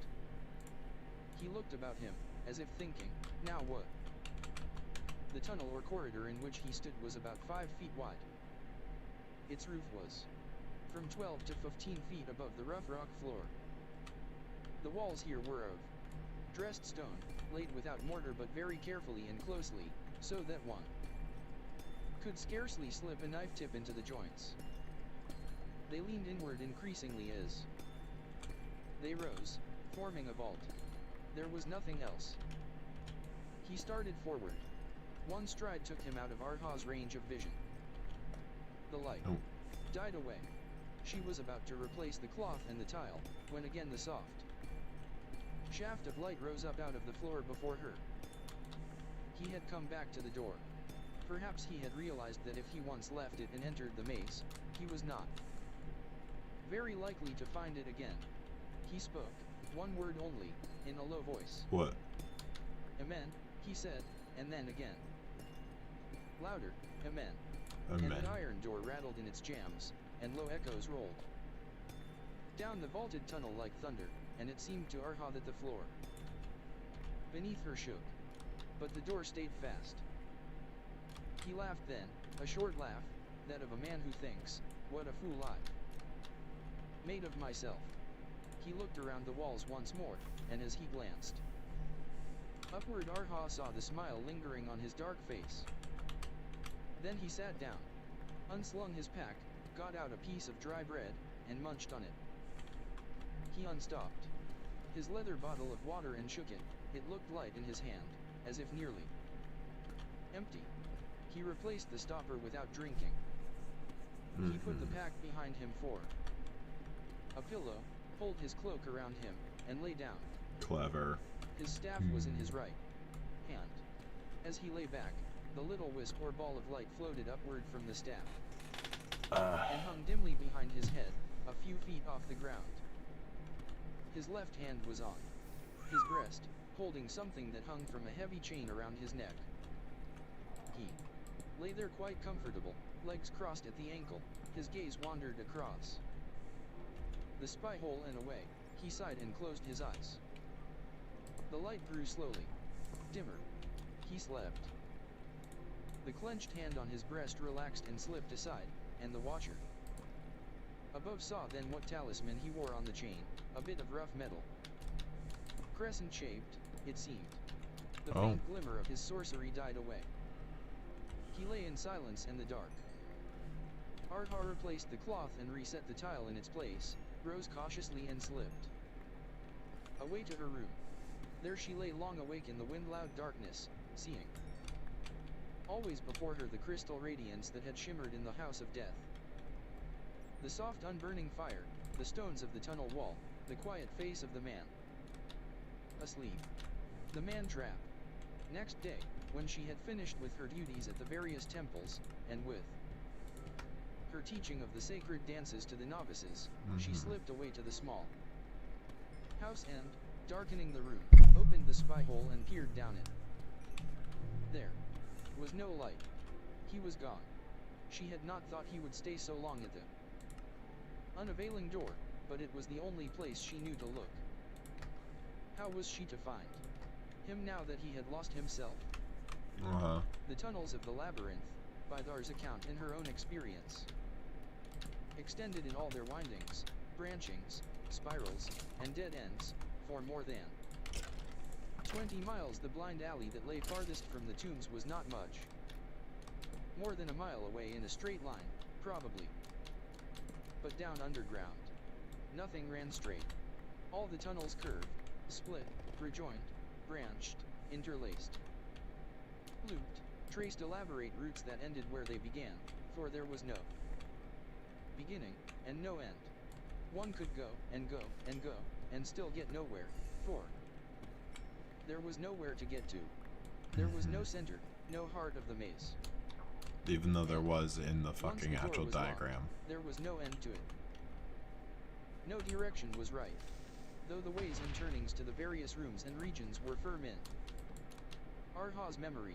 Even she had taken with her on her longer explorations a ball of fine yarn, and let it unravel behind her, and rewound it as she followed it, returning. For if one of the turns and passages that must be counted were missed, even she might be lost. A light was no help, for there were no landmarks. All the corridors, all the doorways and openings, were alike. He might have gone miles by now, and yet not be 40 feet from the door where he had entered. She went to the Hall of the Throne, and to the Twin Gods Temple, and to the cellar under the kitchens, and, choosing a moment when she was alone, looked through each of those spy holes down into the cold, thick dark. When night came, freezing, and blazing with stars, she went to certain places on the hill end, raised up certain stones, cleared away the earth, peered down again, and saw the starless darkness underground. He was there. He must be there. Yet he had escaped her. He would die of thirst before she found him. She would have to send Manan into the maze to find him. Once she was sure he was dead. That was unbearable to think of. As she knelt in Why? the starlight on the bitter ground of the hill, Why do you tears and care? rage You don't rose even in her know him. eyes. She went to the path that led back down the slope to the temple of the God King. Dude, it looks The columns nuts. with their carved capitals shone white with hoarfrost in the Sir, it looks fucking starlight, insane. like pillars of bone. She knocked at the rear door, and Castle let her in. "What brings my mistress?" said the stout woman, cold and watchful. "Priestess, there is a man within the labyrinth." Castle was taken off guard, for once something had occurred that she did not I think it was expect. possible. She stood and stared, but her eyes seemed to swell a little. It flitted across Arha's mind that Castle looked very like Penthi imitating Castle, and a wild laugh rose up in her, was repressed, and died away. A man. In the labyrinth. Yeah. A man, a stranger. Then as Castle continued to look at her with disbelief, she added, "I know a man by sight, though I have seen few." Castle disdained her irony. "How came a man there?" "By witchcraft, I think. His skin is dark, Perhaps he is from the inner lands. He came to rob the tombs. I found him first in the under tomb, beneath the very stones. He ran to the entrance of the labyrinth when he became aware of me, as Cool, that works. if he knew where he went. I locked the iron door behind him. He made spells, but that did not open the door. In the morning he went on into the maze. I cannot find him now. Has he a light? Yes. Yep. Water. A little flask, not full. His candle will be burned down already. Castle pondered. 4 or 5 days. Maybe 6. Then you can send my wardens down to drag the body out. The blood should be fed to the throne and the dash. No, Arha said with sudden, shrill fierceness. Why? I wish to find him alive. The priestess looked down at the girl from her heavy height. Why? To make his dying longer. He has committed sacrilege against the nameless ones. He has defiled the under tomb with light. He came to rob the tombs of their treasures. He must be punished with worse than lying down in a tunnel alone Dark and place dying. and dying. Yes, Castle said, as if deliberating. But how will you catch him, mistress? That is chancy. There is no chance about the other. Is there not a room full of bones, somewhere in the labyrinth, bones of men who entered it and did not leave it? Let the dark ones punish him in their own way, in their own ways. The black ways of the labyrinth. It is a cruel death, thirst. I know, the girl said. She turned and went out into the night, pulling her hood up over her head against the hissing. Looks like you're gonna have to do it yourself. Did she not know? It had been childish of her, and stupid, to come to Castle. She would get no help. There. Castle herself knew nothing, all she knew was cold waiting and death at the end of it. She did not understand. She did not see that the man must be found. It must not be the same as with those others. She could not bear that again. Since there must be death, let it be swift, in daylight. Surely it would be more fitting that this thief, the first man in centuries brave enough to try to rob the tombs, Would die.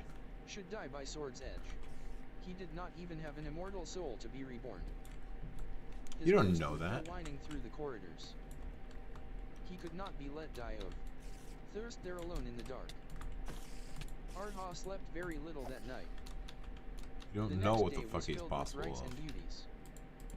She spent the night going, silent and without lantern, from one spy hole to another in all the dark buildings of the place, and on the windswept hill.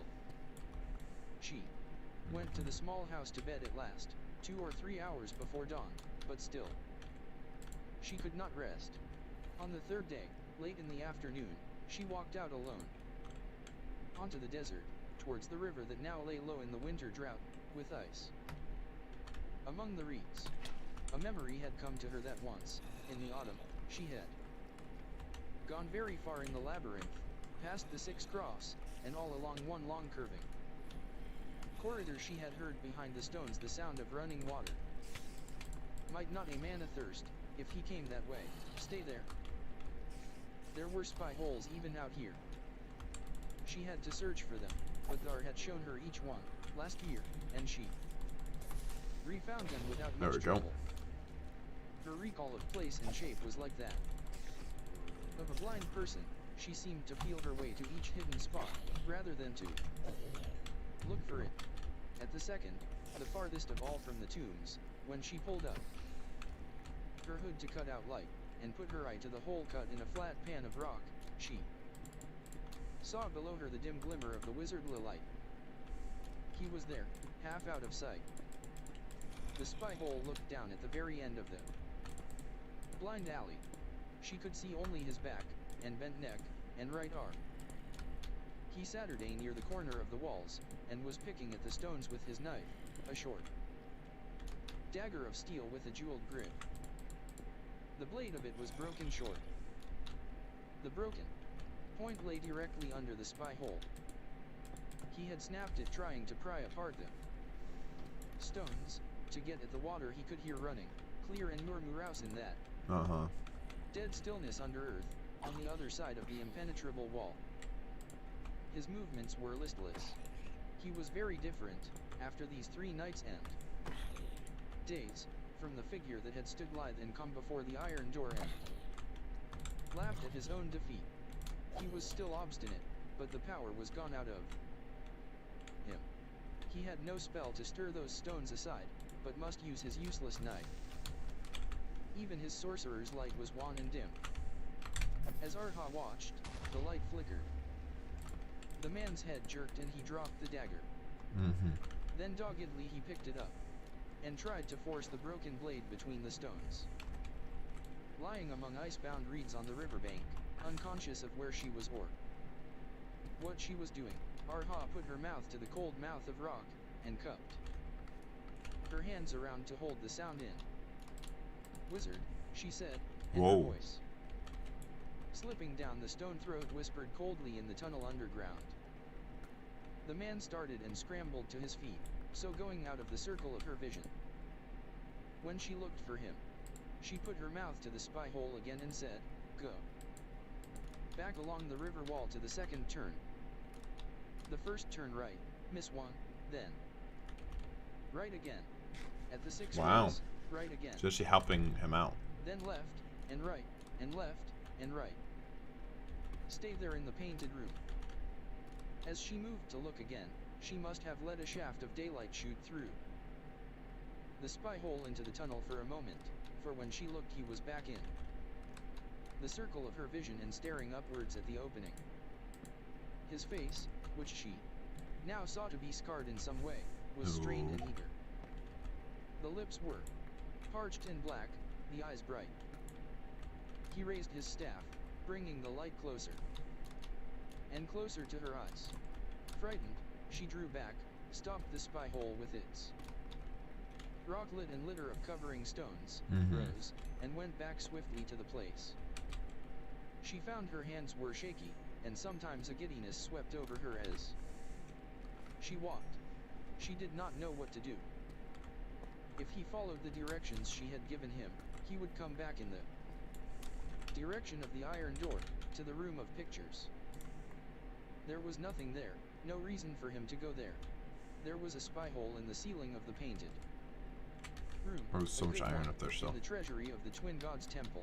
Perhaps that was why she had thought of it. She did not know. Why had she spoken to him? She could let a little water for him down one of the spy holes, and then call him to that place. That would keep him alive longer. As long as she pleased, indeed. If she put down water and a little food now and then, he would go on and on. Days, months, wandering in the labyrinth, and she could watch him through the spy holes, and tell him where water was to be found, and sometimes tell him falsely so he would go in vain, but he would always have to go. That would teach him to mock the nameless ones. Yeah, you lie to him and hope that works. Yeah, you show him. But so long as he was there, she would never be able to enter the labyrinth. You fucking show him, dude. Why not? She asked herself, and replied because he might escape by the iron door, which I must leave open behind me. But he could escape no farther than the undertube. The truth was that she was afraid to face him. Well, duh. She was afraid of his power, the arts he had used to enter the undertube, the sorcery. The shit he could do to the door. Burning, and yet, was that so much to be feared? The powers that ruled in the dark places were on her side, not his. Until he brings the light. He could not do much there in the realm of the nameless ones. He had not opened the iron door. He had not summoned magic food, nor brought water through the wall. He can't do that. Can't do that either. Conjured up some demon monster to break down the walls, all of which she had feared he might be able to do. They're illusions. He had not even found his way in 3 days. Wandering to the door of the great treasury, which surely he had saw. Arha herself had never yet pursued Gar's directions to that route, putting off the journey out of a certain awe, a reluctance, a sense that the time had not yet come. Now she thought, why should he not go that journey for her? He could look all he liked at the treasures of the tombs. Much good they would do him. She could jeer at him, and tell him to eat the gold, and drink the diamonds. With the nervous, feverish hastiness that had possessed her all these 3 days. Yeah, you drink those She diamonds. ran to the Twin Gods Temple, unlocked its little vaulted treasury. See how that works. And uncovered the well-hidden spy hole in the floor. The painted room was below, but pitch dark. The way the man must follow in. The maze was much more roundabout, Do not miles make longer that. perhaps. She had forgotten that. And no doubt he was weakened and not going fast. Perhaps he would forget her directions and take the wrong turning. Few people could remember directions from one hearing of them, as she could. Perhaps he did not even understand the tongue she spoke.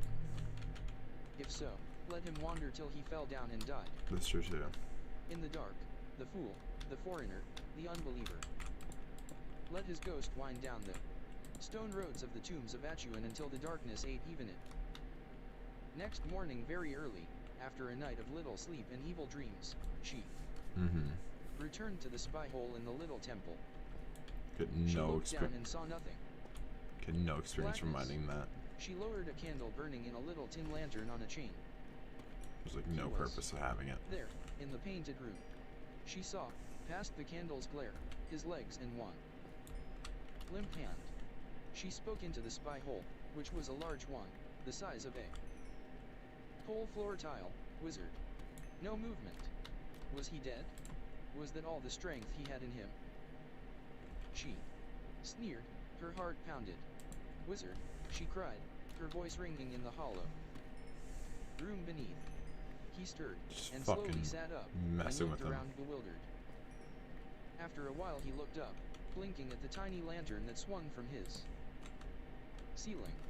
His face was terrible to see, swollen, dark Whoa. as a mummy's face. It is dark. He put his hand out to his staff that Might lay be on Ged. the floor beside him, but no light flowered on the wood.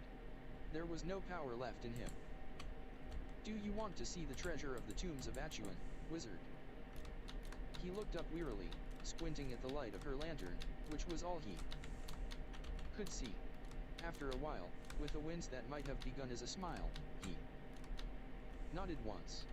Go out of this room to the left. Take the first corridor to the left. She rattled off the long series of directions without pause, and at the end said, there you will find the treasure which you came for. And there, maybe, you'll find water. Which would you rather have now, wizard? He got to his feet, leaning on his staff, looking up with eyes that could not see. Heard, he tried to say something, but there was no voice in his dry throat. He shrugged a little, and left the painted room. She would not give him any water. He would never find the way to the treasure room, anyway. Aren't you The just instructions so were too long for him to dirty? remember, and there was the pit, if he got that far. He was in the dark, now.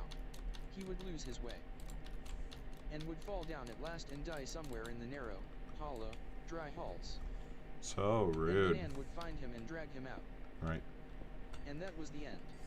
Arha clutched the lip of the spy hole with her hands, and rocked her crouching body back and forth, biting her lip as if to bear some dreadful pain. She would not give him any water. She would not give him any water. She would give him death, death, death, death, death. Oh. In that gray hour of her life, Castle came to her, entering the treasury room with heavy step, bulky in black winter robes. Is the man dead yet? Arha raised her head. There were no tears in her eyes, nothing to hide. I think so, she said, getting up and dusting her Of skirts. course. Hey, what's up, Marcel? Where'd you His go, life was man? long. You back? He may be tricky. Welcome on back in. The soulless ones are very cunning. Ooh. I shall wait a day to be sure. Yes, or 2 days. Then Doobie can go down and bring it out. He Really is likes stronger fucking. than old Manan. but Manan is in the service of the Nameless Ones, and Doobie is not. My There are fucking spikes. places within Fuck. the labyrinth where Doobie should not go, and the thief is in one of these.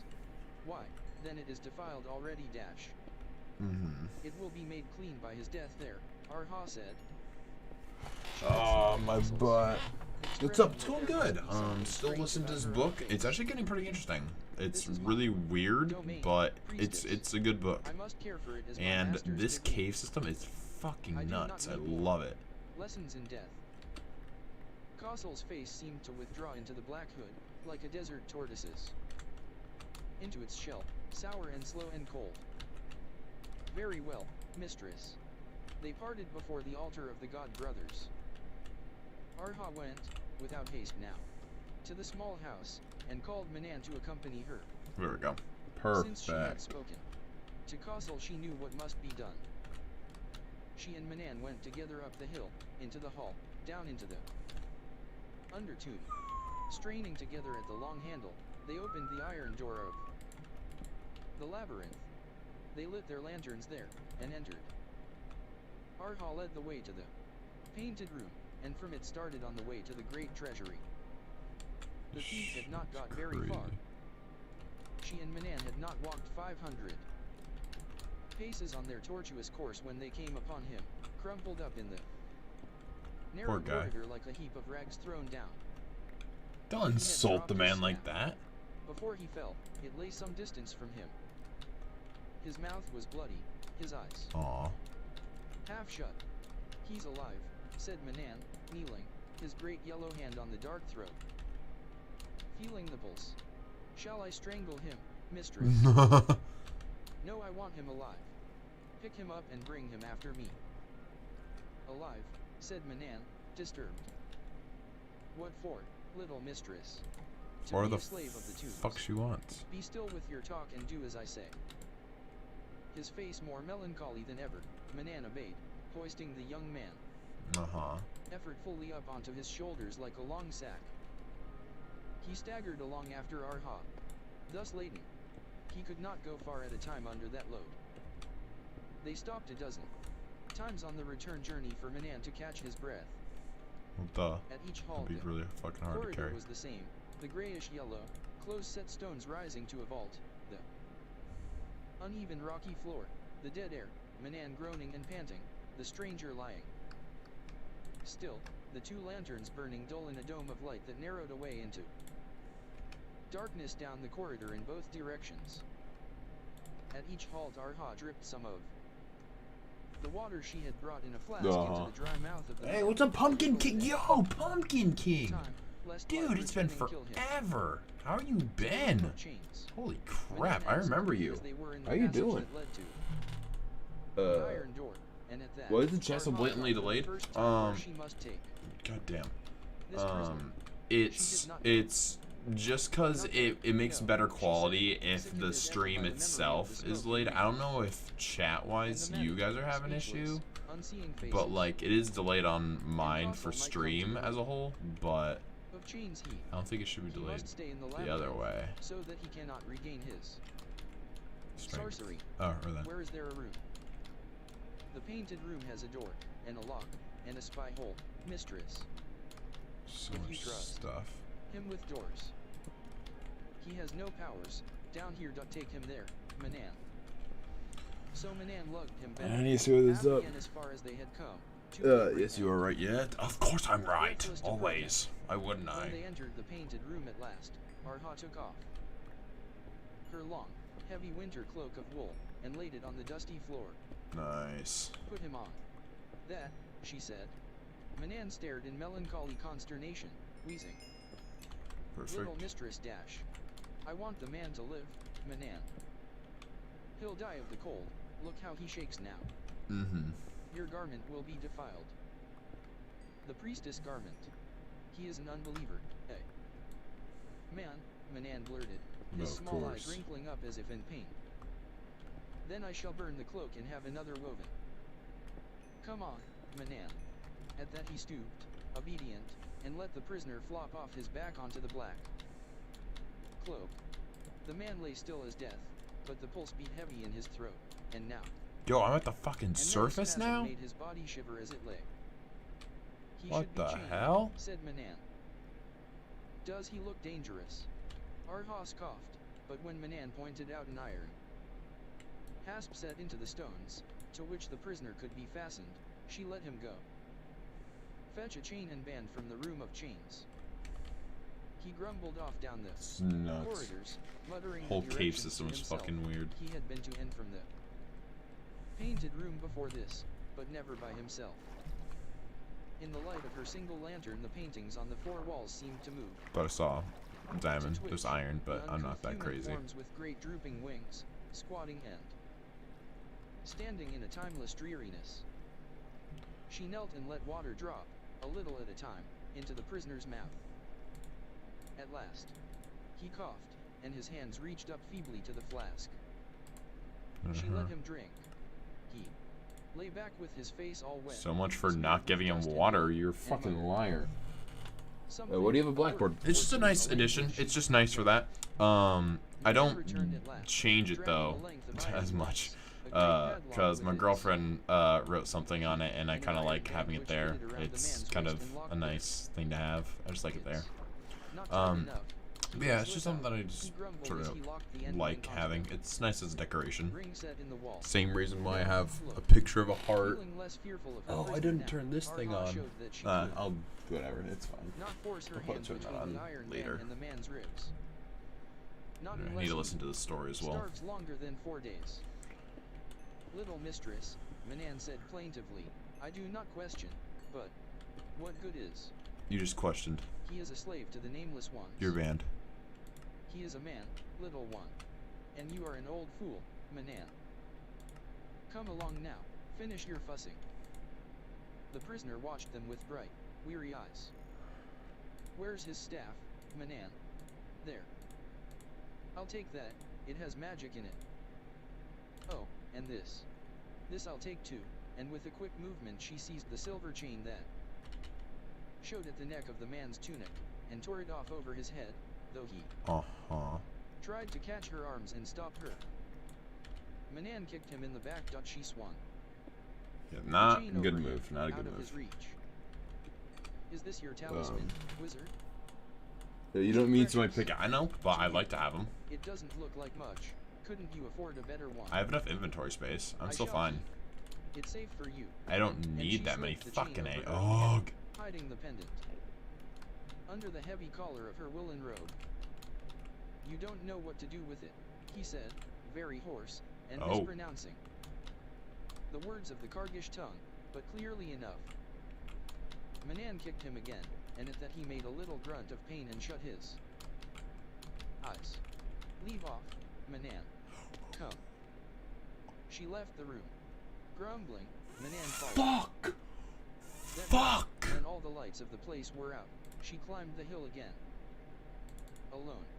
She filled the flask from the well in the room behind the throne, Fuck. and took Oh the shit, water in dude. a big, flat, unleavened cake of buckwheat bread down to the Holy crap. painted room That in the sucks. labyrinth. That fucking sucks. She set them just within the prisoner's reach. Inside the door, Well, he I'm was gonna go asleep get that shit and back. never stirred. She returned to the small house, and that night she too slept long and sound. In early afternoon she returned alone to the labyrinth.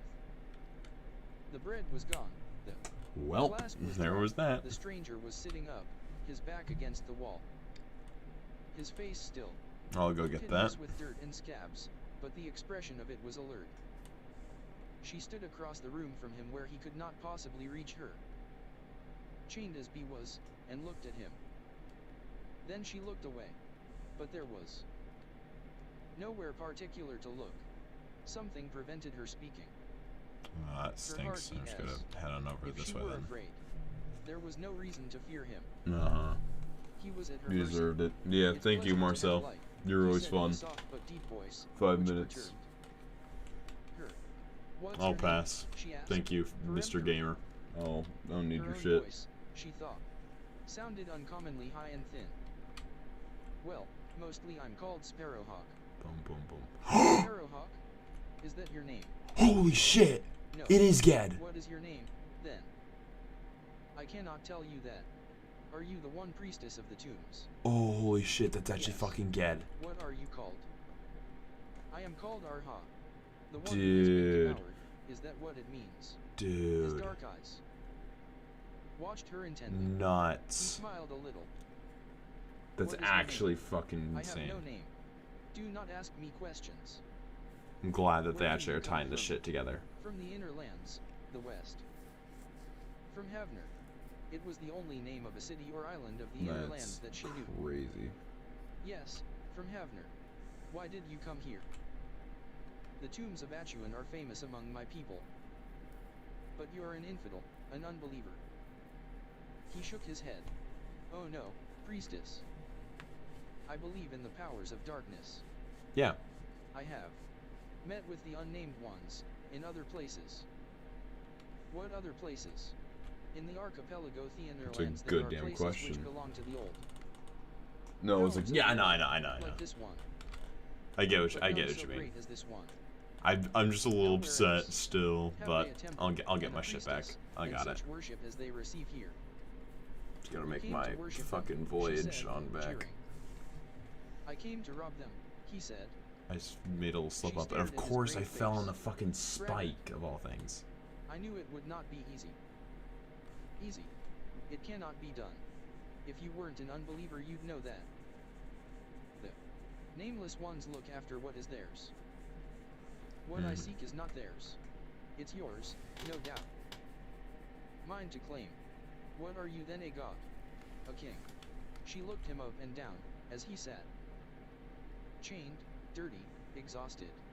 You are nothing but a thief. He said nothing, but his gaze met hers. Mm-hmm. You are not to look at me, she said shrilly.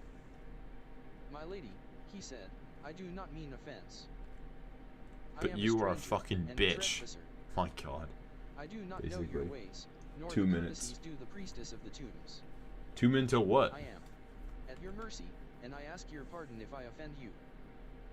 She stood silent, and in a moment she felt the blood rising to her cheeks, hot and foolish. Uh-huh. But he was not looking at her and did not see her blush.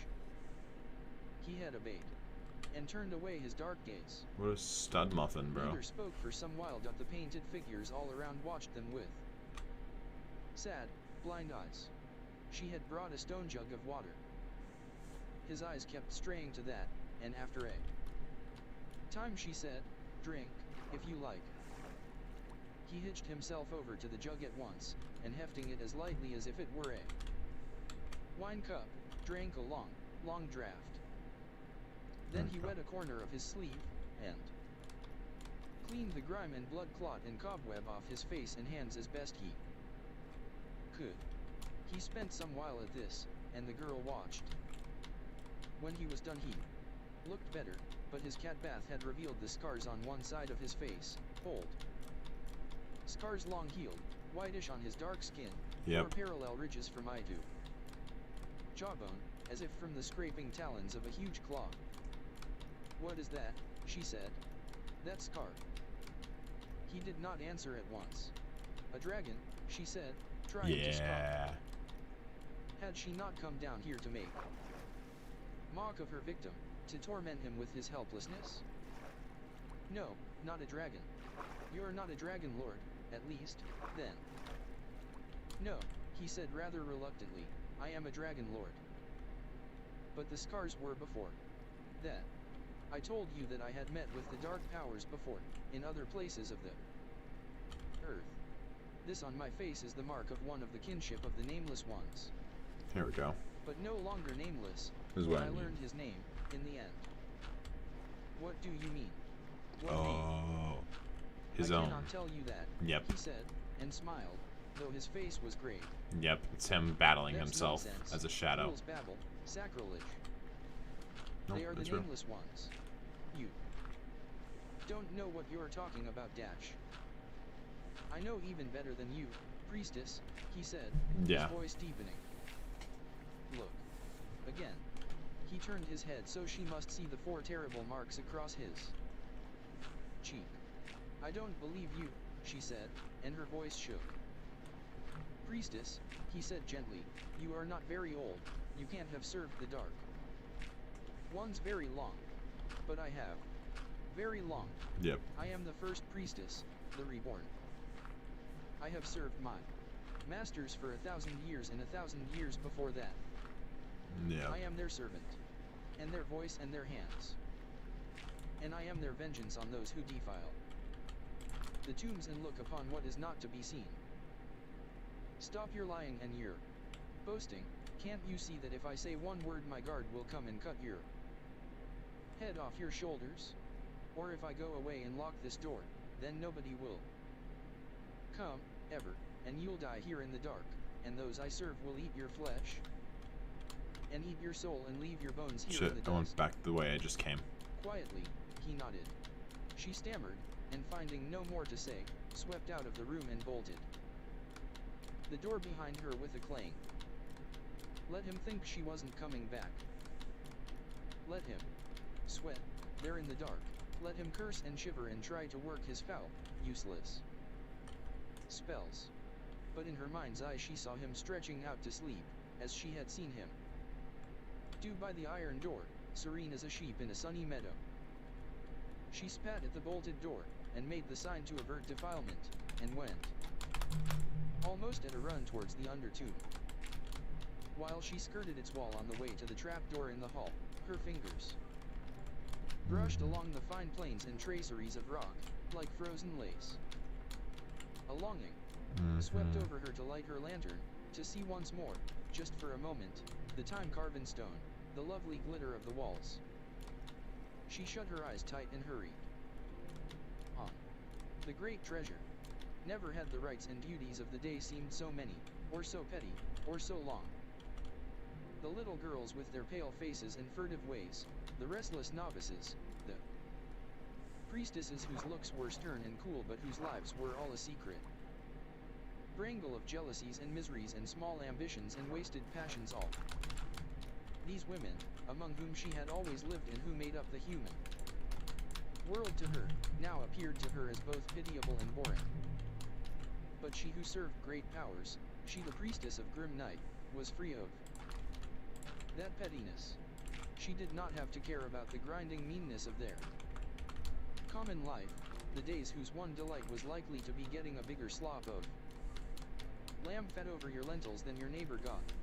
She was free of the days. Altogether, underground, there were no days. There was always and only night. And in that unending night, the prisoner, the dark man, practicer of dark arts, bound in iron and locked in stone, waiting for her to come or not to come, to bring him water and bread and life, or a knife and a butcher's bowl and death. Just as the whim took her. She had told no one but Castle about the man, and Castle had not told anyone else. He had been in the painted room 3 nights and days now, and still she had not asked Arha about him. Perhaps she assumed that he was dead, and that Arha had Manan carry the body to the room of bones. It was not like Castle to take anything for granted, but Arha told herself that there was nothing strange about Castle's silence. Castle wanted everything kept secret, and hated to have to ask questions. And besides, Arha had told her not to meddle in her business. Castle was simply obeying. However, wait, I did go down there, and then I came back this way. Did not ask for food for him.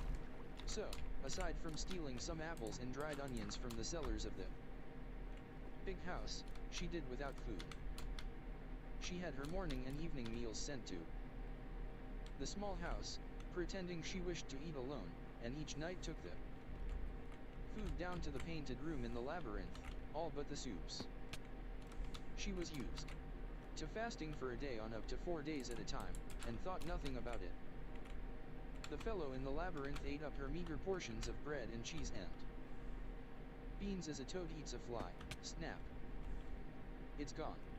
Clearly he could have done so 5 or 6 times over, but he thanked her soberly, as if he were her guest and she his. Hostess. I don't know if it's gone. It might be gone, but tales of feasts at the palace of the God King. All don't mind still searching a little bit. And wine and crystal.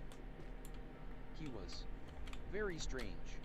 What Might is be it searching like for in the nothing, inner but lands? again, she had brought down a little cross-legged folding stool of ivory, so that she would not have to stand while she questioned him, yet would not have to sit down on the floor, on his level. Well, there are many islands. 4 times 40, they say, in the archipelago alone, and then there are the reaches. No man has ever sailed all the reaches, nor counted all the lands, and each is different from the others. But the fairest of them all, maybe, is Havner, the great land at the center of the world. In the heart of Havner, on a broad bay full of ships, is the city Havner. The towers of the city are built of white marble. The house of every prince and merchant has a tower, so they rise up one above the other. The roofs of the houses are red tile. There were definitely spikes at the bottom the of the bridges other over one. the canals are covered in mosaic work, red and blue and green. And the flags of the princes are all colors, flying from the white towers. On the highest of all the towers the sword of Urithokbi is set, like a pinnacle, skyward. When the sun rises on Havner, it flashes first on that blade and makes it bright, and when it sets the sword is golden still above the evening, for a while. Who was Urithokbi? She said, sly. He looked up at her. He said nothing, but he grinned a little. Then, as if on second thoughts, he said, it's true you would know little of him here. Nothing. Beyond his coming to the Kargish lands, perhaps. And how much of that tale do you know? That he lost his sorcerer's staff and his amulet and his power like you, she answered. He escaped from the high priest and fled into the west, and dragons killed him. But if he'd come here to the tombs, there had been no need of dragons. True enough, said her prisoner. She wanted no more talk of Urithokbi, sensing a danger in the subject. He was a dragon lord, they say. And you say you're one. Tell me, what is a dragon lord? Her tone was always jeering, his answers direct and plain, as if he took her questions in good faith. One whom the dragons will speak with, he said. Wait. Is a dragon lord, or at least that So is this actually the pit where I died? And I lost my stuff? It's not a trick of mastering the dragons, as I believe this is where I died. most people think. Dragons have no masters. The question is always the same. With a dragon, will he talk with you or will he eat you? If you can count upon his doing the former, and not doing the latter, why then you're a dragon lord. Dragons can speak. Surely. In the eldest tongue, the language we men learn so hard and use so brokenly, to make our spells of magic and of patterning. That sucks. No man knows all that. Language, I'm not or a too tenth of upset it. though, although He has not time to learn every it. bit of progress I made in the video But was dragons live worthless. 1,000 However, years. They are it's worth whatever. talking to, as you might guess. Are there dragons here in Atuan? Not for many centuries, I think, nor in Kergoat. But in your northernmost yeah, I think it's island, probably gone. Radher, they say there are still large dragons in the mountains.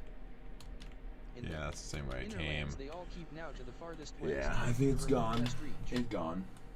Islands where no men live Bro, and you few must be men fast. I don't need to be fast. It was If just they that grow if it's hungry, in a they raid separate you. chunk, it wouldn't Lands to the unload. east, So but I they needed to sell them. conserve energy. That was my I have importance. seen the island where they come to. It would only Dance unload together. if I was They fly in the on their chunk, great wings in in which spirals, that's in when and the out, timer starts higher again. and higher over the western sea, like a storming of yellow leaves in autumn. Whatever. Full of Alright, I'm just gonna the vision, jump his eyes gazed into a through the lava black thing or paintings on jump the onto a walls, spike or through the something. walls and the earth and the darkness, seeing the open sea stretch unbroken to the sunset, the golden dragons on the golden wind. You are lying, the There we girl go. said fiercely, you are making it up. There we go. He looked at her, startled. It's all good. Why should Yeah, I it lie? is gone, Hard but hot.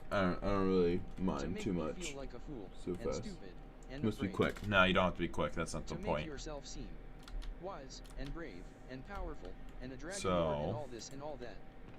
Lost a lot of iron to See that. dragons dancing which and sucks. the towers in Havner, But and it's you okay. know all about Again, everything.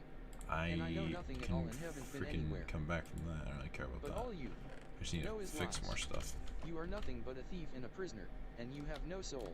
Then why are you And freaking you'll never talking leave to this him then in place the again. first place? What's the purpose of It talking doesn't to him? matter if there's Ocean's End, dragons and white towers and all that, because you'll never see them There we again. go. See, I got it. You'll never even see the light of the sun. All I know is the dark, the night, underground, and that's all there really is. That's all there is to know, in the end. The silence, and the dark. You know everything, wizard. But I know one thing, Dash. The one true thing. He bowed his head. His long hands, copper brown, were quiet on his knees. She saw the fourfold scar on his cheek. He had gone farther than she into the dark. Oh, my eyes. New death. You're lurking. Sorry, not talking. No, it's okay. I don't care. It's all good. Don't worry. You don't have to talk or nothing. It's all good. Why did he sit there so defenseless and so strong? Out of means Why of could just. she not defeat him? This is why I have let you live, she said suddenly, without the least forethought.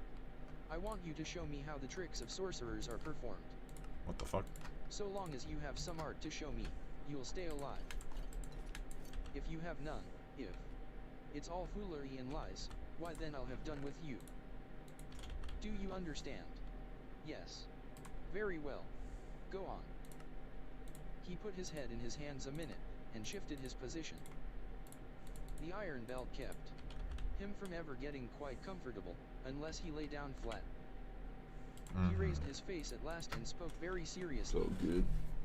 Listen, I'm usually Arhan, talkative in I am a stream, mage. just don't feel What you myself. call a Oh, I'm sorry to sorcerer. hear that. I hope that you I are have doing certain okay, arts and it's powers. okay. You don't have to. You're not That's expected to true. do anything here, It's so also you true are completely that good. And I being in do place just of hope the that old you are doing powers, okay. That's my all I strength really is hope very for. little in my crafts. Don't avail me.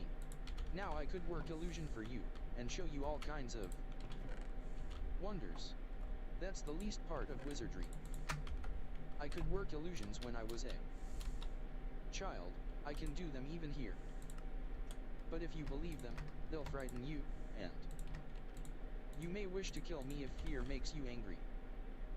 And if you disbelieve them, you'll see them as only lies and foolery, as you say, and so I forfeit my life. Again. And my purpose and desire, at the moment, is to stay alive. That made her laugh, and she said, oh, you'll stay alive a while, can't you see? That? You are stupid. All right, show me The these fuck? illusions. I know them to be false, and won't be afraid of them. I wouldn't be afraid if they were real, as a matter of fact. But go ahead. Your precious skin is safe, for tonight, anyhow. At that he laughed, as she had a moment ago. She They doesn't tossed his believe him. life back and forth between them like a ball, playing. What do you wish me to show you? What can you show me? Anything. How you brag and brag. No, he said, evidently a little stung. I do not. I like didn't they need both to, have that anyway. cockiness type of trait. It's very nice. Show It's me a something good you contrast. think worth seeing. Anything. He bent his head and looked at his hands a while. Nothing happened. The tallow candle in her lantern burned dim and steady. The black pictures on the walls, the bird-winged, flightless figures with eyes painted dull red and white. Where's his little fucking creature guy? Him and over her. There was no sound. She sighed, disappointed, and somehow grieved. He was weak. He talked great things, but did nothing. Oh, you'll see. He was nothing but a good liar, and not even a good thief. Well, she said at last, and gathered her skirts together to rise. The wool rustled strangely as she moved. She looked down at herself, and stood up in startlement. The heavy black she had worn for years was gone. Her dress was of turquoise-colored silk, bright and soft as the evening sky. Aha. It belled out full from her hips, This. and all the skirt was embroidered with thin silver threads and seed pearls and tiny crumbs of crystal, so that it glittered softly, like rain in April. She looked at the magician, speechless. Do you like it? Wear dash. It's like a gown I saw a princess wear once, at the Feast of Sun Return in the New palace in Havner, he said, looking at it with satisfaction. You told me to show you something worth seeing. I show you yourself. Make it go away. You gave me your cloak, he said as if in reproach. Can I give you nothing? Well, don't worry. It's only illusion, see. He seemed not to raise a finger, certainly he said no word, but the blue splendor of silk was gone, and she stood in her own harsh black. All gone. She stood still a while. How do I know? She said at last. Doing that okay right now. Feeling really depressed now. I do hope that you are doing okay. I hope that everyone is doing okay, and I am sorry that you are feeling depressed. It's not a good feeling being in a low, but I do hope you know that even in the low times, things do get really, really better. Like, you never know what could come about in life, and that's kind of one of the nice things about life. If you always knew when good things happen, then it would kind of get boring, actually. Square, that was the spy hole from the treasury of the Twin Gods Temple. There was no light from the spy hole. She could see nothing, hear no one. Overhead there, but he had pointed, and his questioning gaze was on her. Both held perfectly still for some time. Your magic is mere folly for the eyes of children, she said clearly. It is. Trickery and lies. I have seen enough. You will be fed to the nameless ones. I shall not come again. She took her lantern and went out. And Wow. sent the So iron she bolts did home basically loud. become afraid. Then she stopped there outside the door and stood dismayed. What must she do? How much had Castle seen or heard? What had they been saying? She could not remember. She never seemed to say what she had intended to say to the prisoner. Nope. He always confused her with his talk about dragons, and towers, and giving. It's what you Names wanted to be hear, nameless, too. And wanting to stay alive, and being grateful for her. Cloak to lie on. He never said what he was supposed to say. She had not even asked him about the talisman, which she still wore, hidden against her breast. That was just as well, since Castle had been listening. Throw all these stupid eggs. Well, what did it matter? What harm could Castle do? Even as she asked herself the question, she knew the answer. Nothing is easier to kill than a caged hog. The man was helpless, chained there in the cage of stone. The priestess of the God King had only to send her servant Dewey to throttle him tonight, or if she and There we go. Dewey did not know the labyrinth this far. All she need do was blow poison dust down the spy hole into the painted room. She had boxes and files of evil substances, some to poison food or water, some that drugged the air, and killed. If one breathed that air too long, and he would be dead in the morning, and it would all be over. There would never be a light beneath the tombs again. Arha hastened through the narrow ways of stone to the entrance from the under tomb, where Manan waited for her, squatting patient as an old toad in the dark. He was uneasy about her visits to the prisoner. She would not let him come with her all the way, so they had settled on this compromise. Now she was glad that he was there at hand. Him, at least, she could trust. Manan, listen. You are to go to the painted room, right now. Say to the man that you're taking him to be buried alive beneath the tombs. Manan's little eyes lit up. Say that aloud. Unlock the chain, and take him to Dash. She halted, for she had not yet decided where she could best hide the prisoner. To the under tomb, said Manan, eagerly. No, fool. I said to say that, not do it. Huh. Wait, Dash. What place was safe from Castle and Castle's spies? Hang on, really quickly. None but the deepest places under. If I were to do Control F. No, Control F. None but. Oh, there's still more. Hang on. Oh, whoa. Arch pretty far. None but the deepest. Should we just play it out till 3? Should we? Get more progress? We got a lot of progress in on this book. base of row when it hits the bottom of the thing is when we're actually done. So I mean, are we about halfway?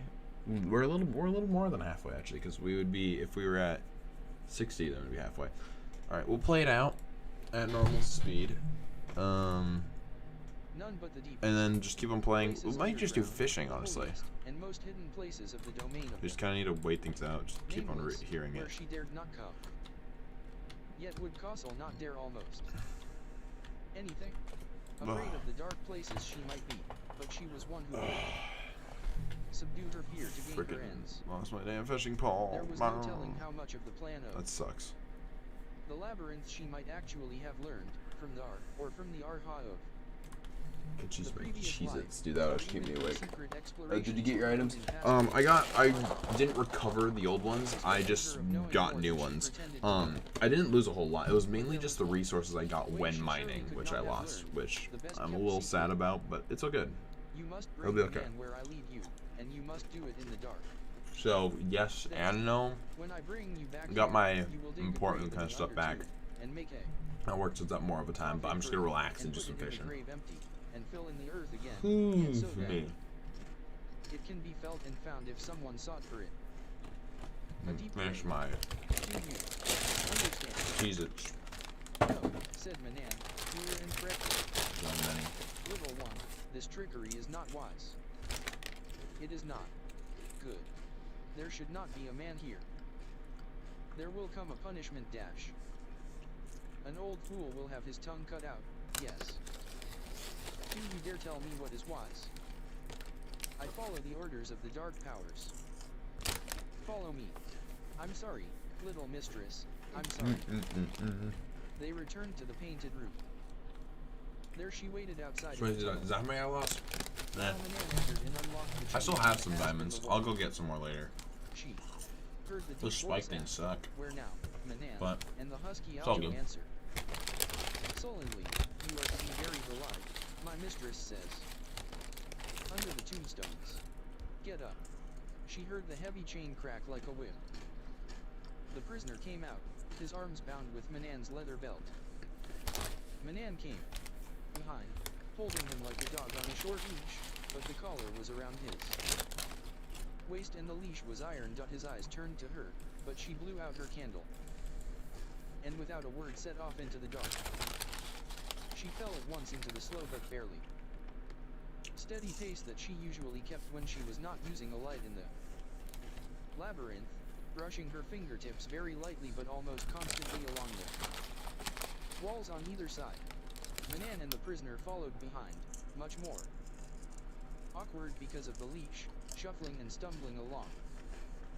But in the dark, they must go, for she did not want either of them to learn this way. A left turn from the painted roof, and past two openings, go right at the four ways, and past the opening to the right, then a long curving way, and a flight of Stop steps telling me down, instructions. long, Doesn't matter to me. slippery, and much too narrow for normal human feet. Farther than these steps she had never gone. The air was fouler here, very still, with a sharp odor to it. The directions were clear in her mind, even the tones of Dar's voice speaking them. Down the steps. Behind her, the prisoner stumbled in the pitch blackness, and she heard him gasp as Manan kept him afoot with a mighty jerk on the chain, and at the foot of the steps turn at once to the left. Hold the left, then the three openings, then the first right, then hold to the right. The tunnels curved and angled, none ran straight. Then you must skirt the pit, said Dar's voice in the darkness of her mind, and the way is very narrow. She slowed her step, stooped over, and felt before her with one hand along the floor. The corridor now ran straight for a long way, giving false reassurance to the wanderer. All at once her groping hand, which never ceased to touch and sweep the rock before her, felt nothing. There was a stone lip, an edge, beyond the edge, void. To the right the wall of the corridor plunged down sheer into the pit. To the left there was a ledge or curve, not much more than a hand's breadth wide. There is a pit. Face the wall to the left, Press against it, and go sideways. Slide your feet. Keep hold of the chain, Manan.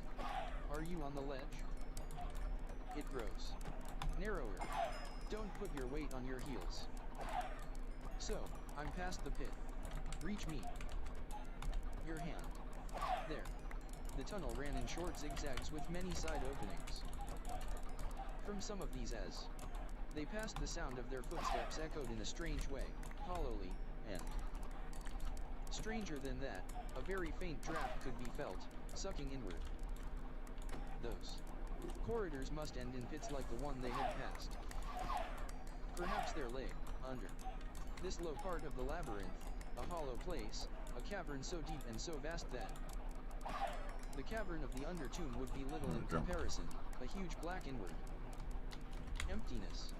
But above that chasm, where they went in the dark tunnels, the corridors grew slowly narrower and lower, until even Arha must stoop. Was there no end to this way? The end came suddenly, a shut door. Going bent over, and a little faster than usual, Arha ran up against it, jarring her head and hands. She felt for the keyhole, then for the small key on her belt ring, never used, the silver key with the haft shaped like a dragon. Yep. It fit, it turned. She opened the door of the great treasure of the tombs of Atuan. A dry, sour, stale air sighed outward through the dark. Manan, you may not enter here. Wait outside the door. He, but not I. If you enter this room, Manan, you will not leave it. That is the law for all but me. No mortal being but I has ever left this room alive. Well, you go in. Gad I will. will wait outside, said the melancholy voice in the blackness. Mistress, don't shut the door dash. His alarm so unnerved her that she left the door ajar. Indeed, the place filled her with a dull dread, and she felt some mistrust of the prisoner, puny one though he was. Once inside, she struck her light. Her hands trembled. The lantern candle caught reluctantly, the air was close and dead. In the yellowish flicker that seemed bright after the long passages of night, the treasure room loomed about them, full of moving shadows. There were 6 great chests, all of stone, all thick with a fine gray dust like the mold on bread, nothing else. The walls were rough, the roof low. The place was cold, with a deep and airless cold that seemed to stop the blood in the heart. There were no cobwebs, only the dust. Nothing lived here, nothing at all, not even the rare, small, white spiders of the labyrinth. The dust was thick, and every grain of it might be a day that had passed here my where there was freaking no eyes, dude. My eyes are time or not light, dealing with this well. days, months, years, ages all gone to dust. This is the place you saw, Arha said, and her voice was steady. This is the great treasure of the tombs. You have come to it. You cannot ever leave it. He said nothing, and his face was quiet, but there was in his eyes something that moved her, a desolation, the look of one betrayed. You said you wanted to stay alive. This is the only place I know where you can stay alive. Castle will kill you or make me kill you, Sparrowhawk. But here she cannot reach. Still he said nothing. You could never have left the tombs in any case, don't you see? This is no different. And at least you've come to the end of your journey. What you saw it here. He sat down on one of the great chests, looking spent. The trailing chain clanged harshly on the stone. He looked around at the gray walls and the shadows, then at her. She looked away from him, at the stone chests. She had no wish at all to open them. She did not care what marvels rotted in them.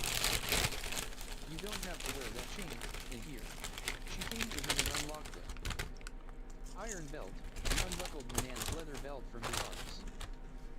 I must lock the door, but when I come I will trust you. You know that you cannot leave that you Must not try. I am their vengeance. I do their will, but if I fail them, if I fail my trust, then they will avenge themselves.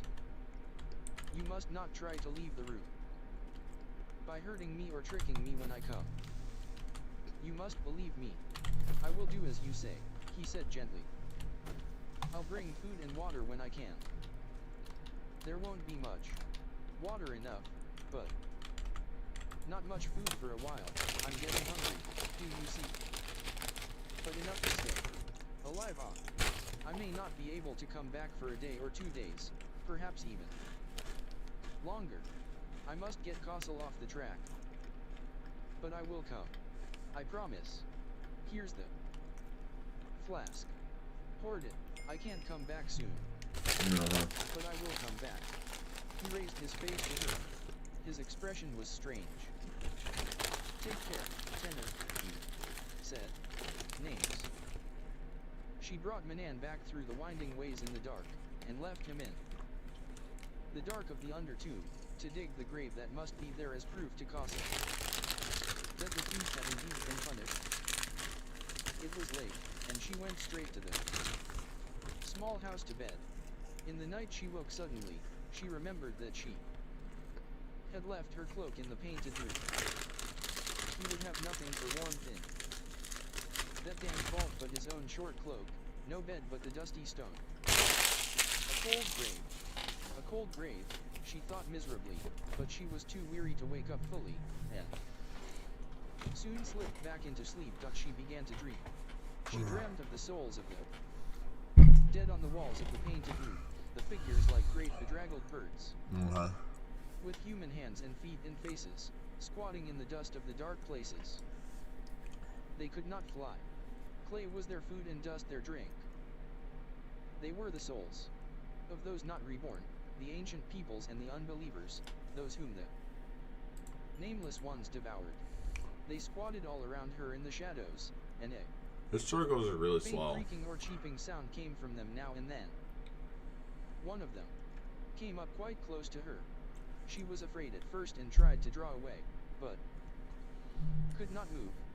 This one had the face of a sleep bird, paralysis. not a human face, but its hair was golden, and it said in a woman's voice, Tenor, tenderly, softly, Tenor. She woke. Her mouth was stopped with clay. She lay in a stone tomb, underground. Her arms and legs were bound with grave clothes and she could not move or speak. Her despair grew so great that it burst her breast open and like a bird of fire shattered the stone and broke out into the light of day, faint in her windowless room. Really awake this time, she sat up, worn out by that. It was all real. Her mind befogged. She got into her clothes, and went out to the cistern in the walled courtyard of the small house. She plunged her arms and face, her whole head, into the icy water until her body jumped with cold and her blood raced. Then, flinging back her dripping hair, she stood erect and looked up into the morning. Why do they always use the word erect? It was not long past sunrise, a fair winter's day. The sky was yellowish, very clear.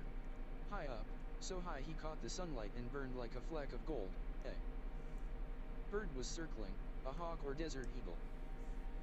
I am Tenor, she said, not aloud, and she shook with cold, and terror, and exultation, there under the open, sun-washed sky. I have my name back. I am Tenor. The golden fleck veered westward towards the mountains, out of sight. Sunrise gilded the eaves of the small house. Sheep bells clanked, down in the folds. The smells of wood smoke and buckwheat porridge from the kitchen chimneys drifted on the fine, fresh wind. I am so hungry. How did he know? How did he know my name? Oh, I've got to go eat, I'm so hungry. She pulled up her hood and ran off to breakfast. Food, after 3 days of semi-fasting, made her feel solid, gave her ballast. She didn't feel so wild and light-hearted and frightened. She felt quite capable of handling Castle, after breakfast. She came up beside the tall, stout figure on the way out of the dining hall of the big house, and said in a low voice, "I have done away with the robber. What a fine day it is." The cold gray eyes looked sidelong at her from the black hood. I thought that the priestess must abstain from eating for 3 days after a human sacrifice. This was true. Arha had forgotten it, and her face showed that she had forgotten. "He is not dead yet," she said at last, trying to feign the indifferent tone that had come so easily a moment ago. "He is buried alive. Under the tombs. In a coffin. There will be some air. The coffin isn't sealed, it's a wooden one. It will go quite slowly, the dying. When I know he is dead, then I'll begin the fast." "How will you know?" Flustered, she hesitated again. "I will know. My masters will tell me." "I see. Where is the grave?" "In the undertomb. I told Manan to dig it beneath the smooth stone." She must not answer so quickly, in that foolish, appeasing tone. She must be on her dignity. "With Castle alive, in a wooden coffin. That's a risky thing with a sorcerer, mistress. Did you make sure his mouth was stopped so he cannot say charms? Are his hands bound? They can weave spells with the motion of a finger, even when their tongues are cut out. There is nothing to his sorcery, it is mere tricking," the girl said, raising her voice. "He is buried, and my masters are waiting for his soul. And the rest does not concern you, priestess." Yeah, fuck you. This time Shut she up. had gone too far. Others could hear. Penthe and a couple of other girls, Doobie, and the priestess Nebith, all were in hearing distance. The girls were all ears, and Castle was aware of it. "All that happens here is my concern, mistress. All that happens in his realm is the concern of the God King, the man immortal, whose servant I am. Even into the places underground and into the hearts of men does he search and look, and none shall forbid him entrance. I shall. Into the tombs no one comes if the nameless ones forbid it. They were before your God King, and they will be after him. Speak softly of them, priestess. Do not call their vengeance on you. They will come into your dreams, they will enter the dark places in your mind, and you will go mad." Well, that's kind of what already happened. The girl's eyes were blazing. Castle's face was hidden, drawn back into the black cowl. Penthe and the others watched, terrified and enthralled. "They are old," Castle's voice said, not loud, a whistling thread of sound out of the depths of the cowl. "They are old. Their worship is forgotten, save in this one place. Their power is gone. They are only shadows. They have no power any more. Do not try to frighten me, Eaten One. You are the first priestess, does that not mean also that you are the last? You cannot trick me. Creepy. I see into your heart. The darkness hides nothing from me. Take care, Arha." She turned and went on, with her massive, deliberate steps, crushing the frost. Starred weeds under her heavy, sandaled feet, going to the white Sandaled. of the God King. The girl stood, slight and dark, as if frozen to earth, in the front courtyard of the big house. Nobody moved, nothing moved, only Castle, in all the vast landscape of court and temple, hill and desert, plain and mountain. "May the dark ones eat your soul, Castle," she shouted in a voice like a hawk's scream, and lifting her arm with the hand stretched out stiff, she brought the curse down on the priestess' heavy back, even as she set foot on the steps of her temple. Castle staggered, but did not stop or turn. She went on, and entered the God King's door. Arha spent that day sitting on the lowest step of the empty throne. She dared not go into the labyrinth, she would not go among the other priestesses. Boom. A heaviness filled her, and held her there hour after hour in the cold dusk of the great hall. She stared at the pairs of thick pale columns going off into the gloom at the distant end of the hall, and at the shafts of daylight that slanted in from holes in the roof, and at the thick curling smoke from the bronze tripod of charcoal near the throne. She made patterns with the little bones of mice on the marble stair. Ain't that sweet? Her mind active and yet as if stupefied. Children are just so She imaginative. asked herself, and got no answer. Manan came shuffling down the hall between the double rows of columns, when the light had long since ceased to shaft the hall's darkness, and the cold had grown intense. Manan's doughty face was very sad. He stood at a distance from her, his big hands hanging, a torn hem of his rusty cloak dangled by his heel. Little mistress. What is it, Manan? She looked at him with dull affection. Little one, let me do what you said. What you said was done. He must die. Little one. He has bewitched you. She will have revenge. She is old and cruel. And you are too young. You have not strength enough. She can't hurt me. If she killed you, even in the sight of all, in the open, there is none in all the empire who would dare punish her. She is the high priestess of the God King. And the God King rules. But she won't kill you in the open.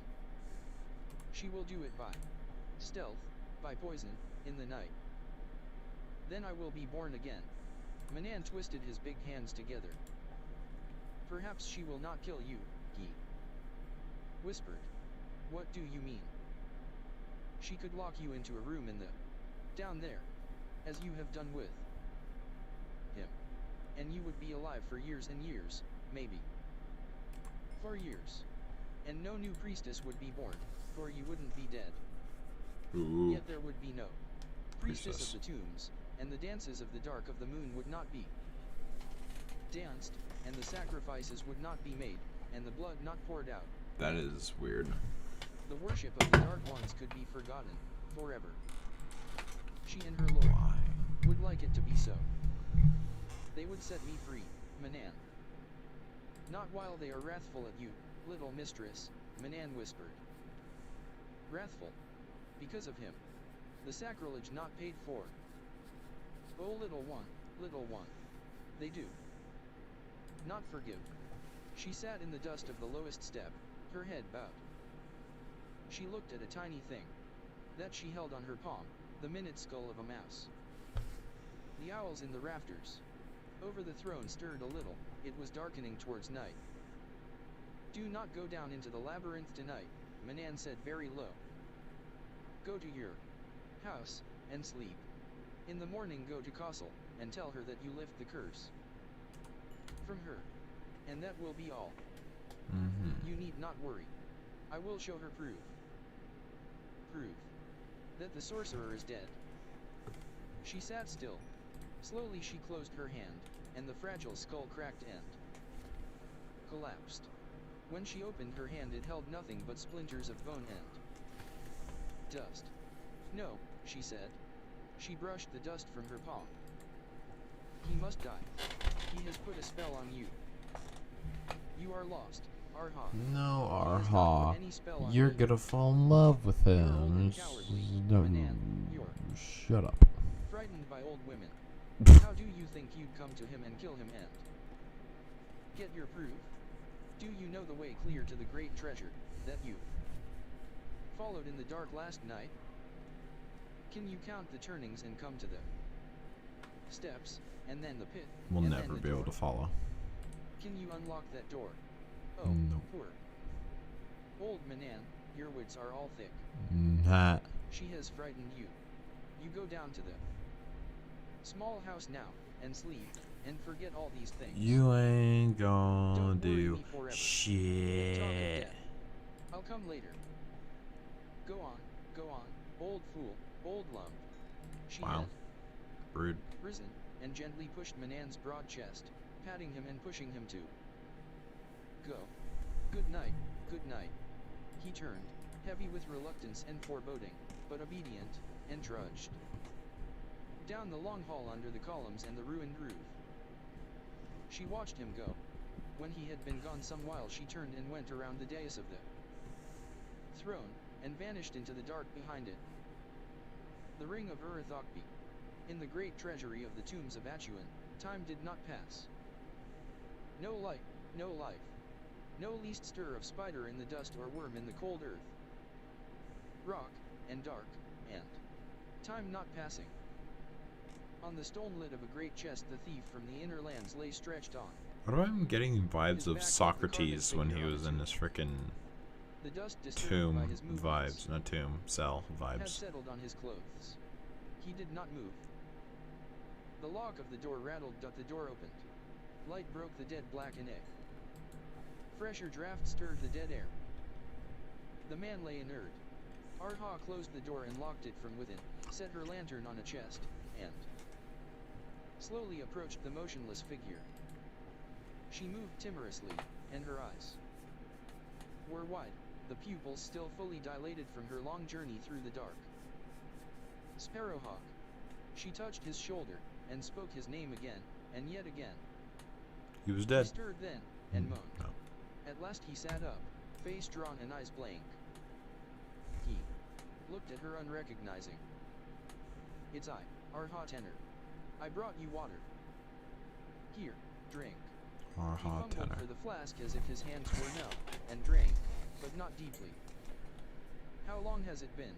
He asked, speaking with difficulty. Yep. 2 days have passed since you came to this room. Huh. This is the third night. I couldn't come earlier.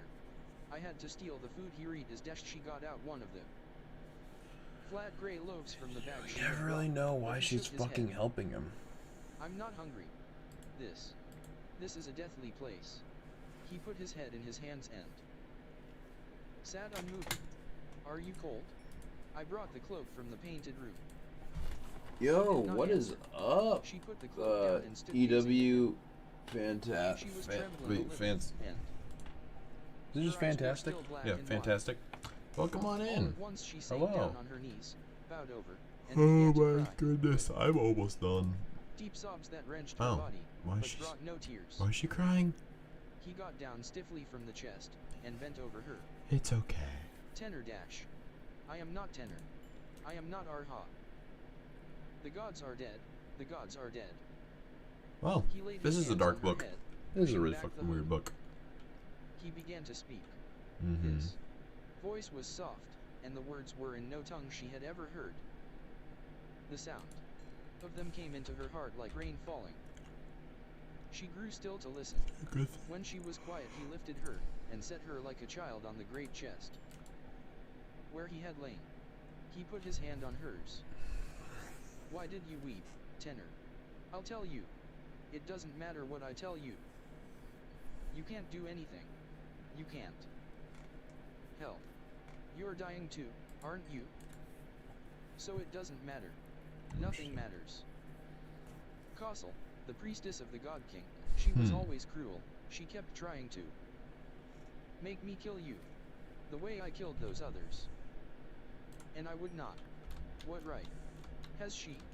And she defied the nameless ones and mocked them, and I said a curse upon her. And since then I've been afraid of. Since then, I'm afraid of her.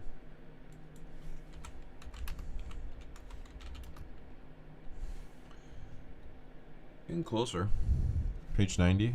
90 out of, was it 280? So that's like, I just have near 40 more pages left.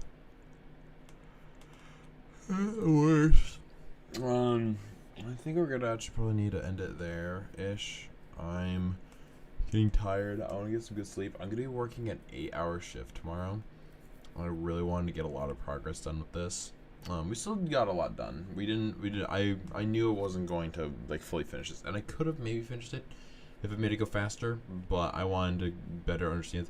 But this whole book, this story is very straightforward. Like, not to diss on Le Guin, like, 'cause the writing itself is good, like the narrative, but it's just like the narrative itself moves so slow. I don't know why. It's so weird. So I can easily remember that I'm on page 90. And I'll just close this really quick. But for all of those who joined us, from Woofles to Marcel to Spartan Striker, all of those who joined, here. And also Red Eagle. Anybody who joined in during the stream, thank you all so much for tuning in. Very appreciative. I'm always glad to do these sort of streams that are nice and chill. Getting to talk with people. And we got to talk to a lot of people that I haven't talked to in quite some time. So, I am going to go to bed. I'm going to relax because I have all my homework stuff completed besides this, which is due Tuesday. And right now it just turned Monday, right? No, it just turned Sunday. Yeah. See, we're still ahead for this one, so we don't have to worry about that. I think the last time I did this, I think I did it on a Sunday night. But basically, as long as I finish reading this, then I can make my discussion post, and then I'm set. I'm basically all good for Tuesday. That's basically all it is. So, thank you guys so much for tuning into the stream. Make sure you hit like button down below, subscribe, do all that fun stuff. It's always greatly appreciated. I always appreciate it. Thank you all so much for tuning in. I'll see you guys on the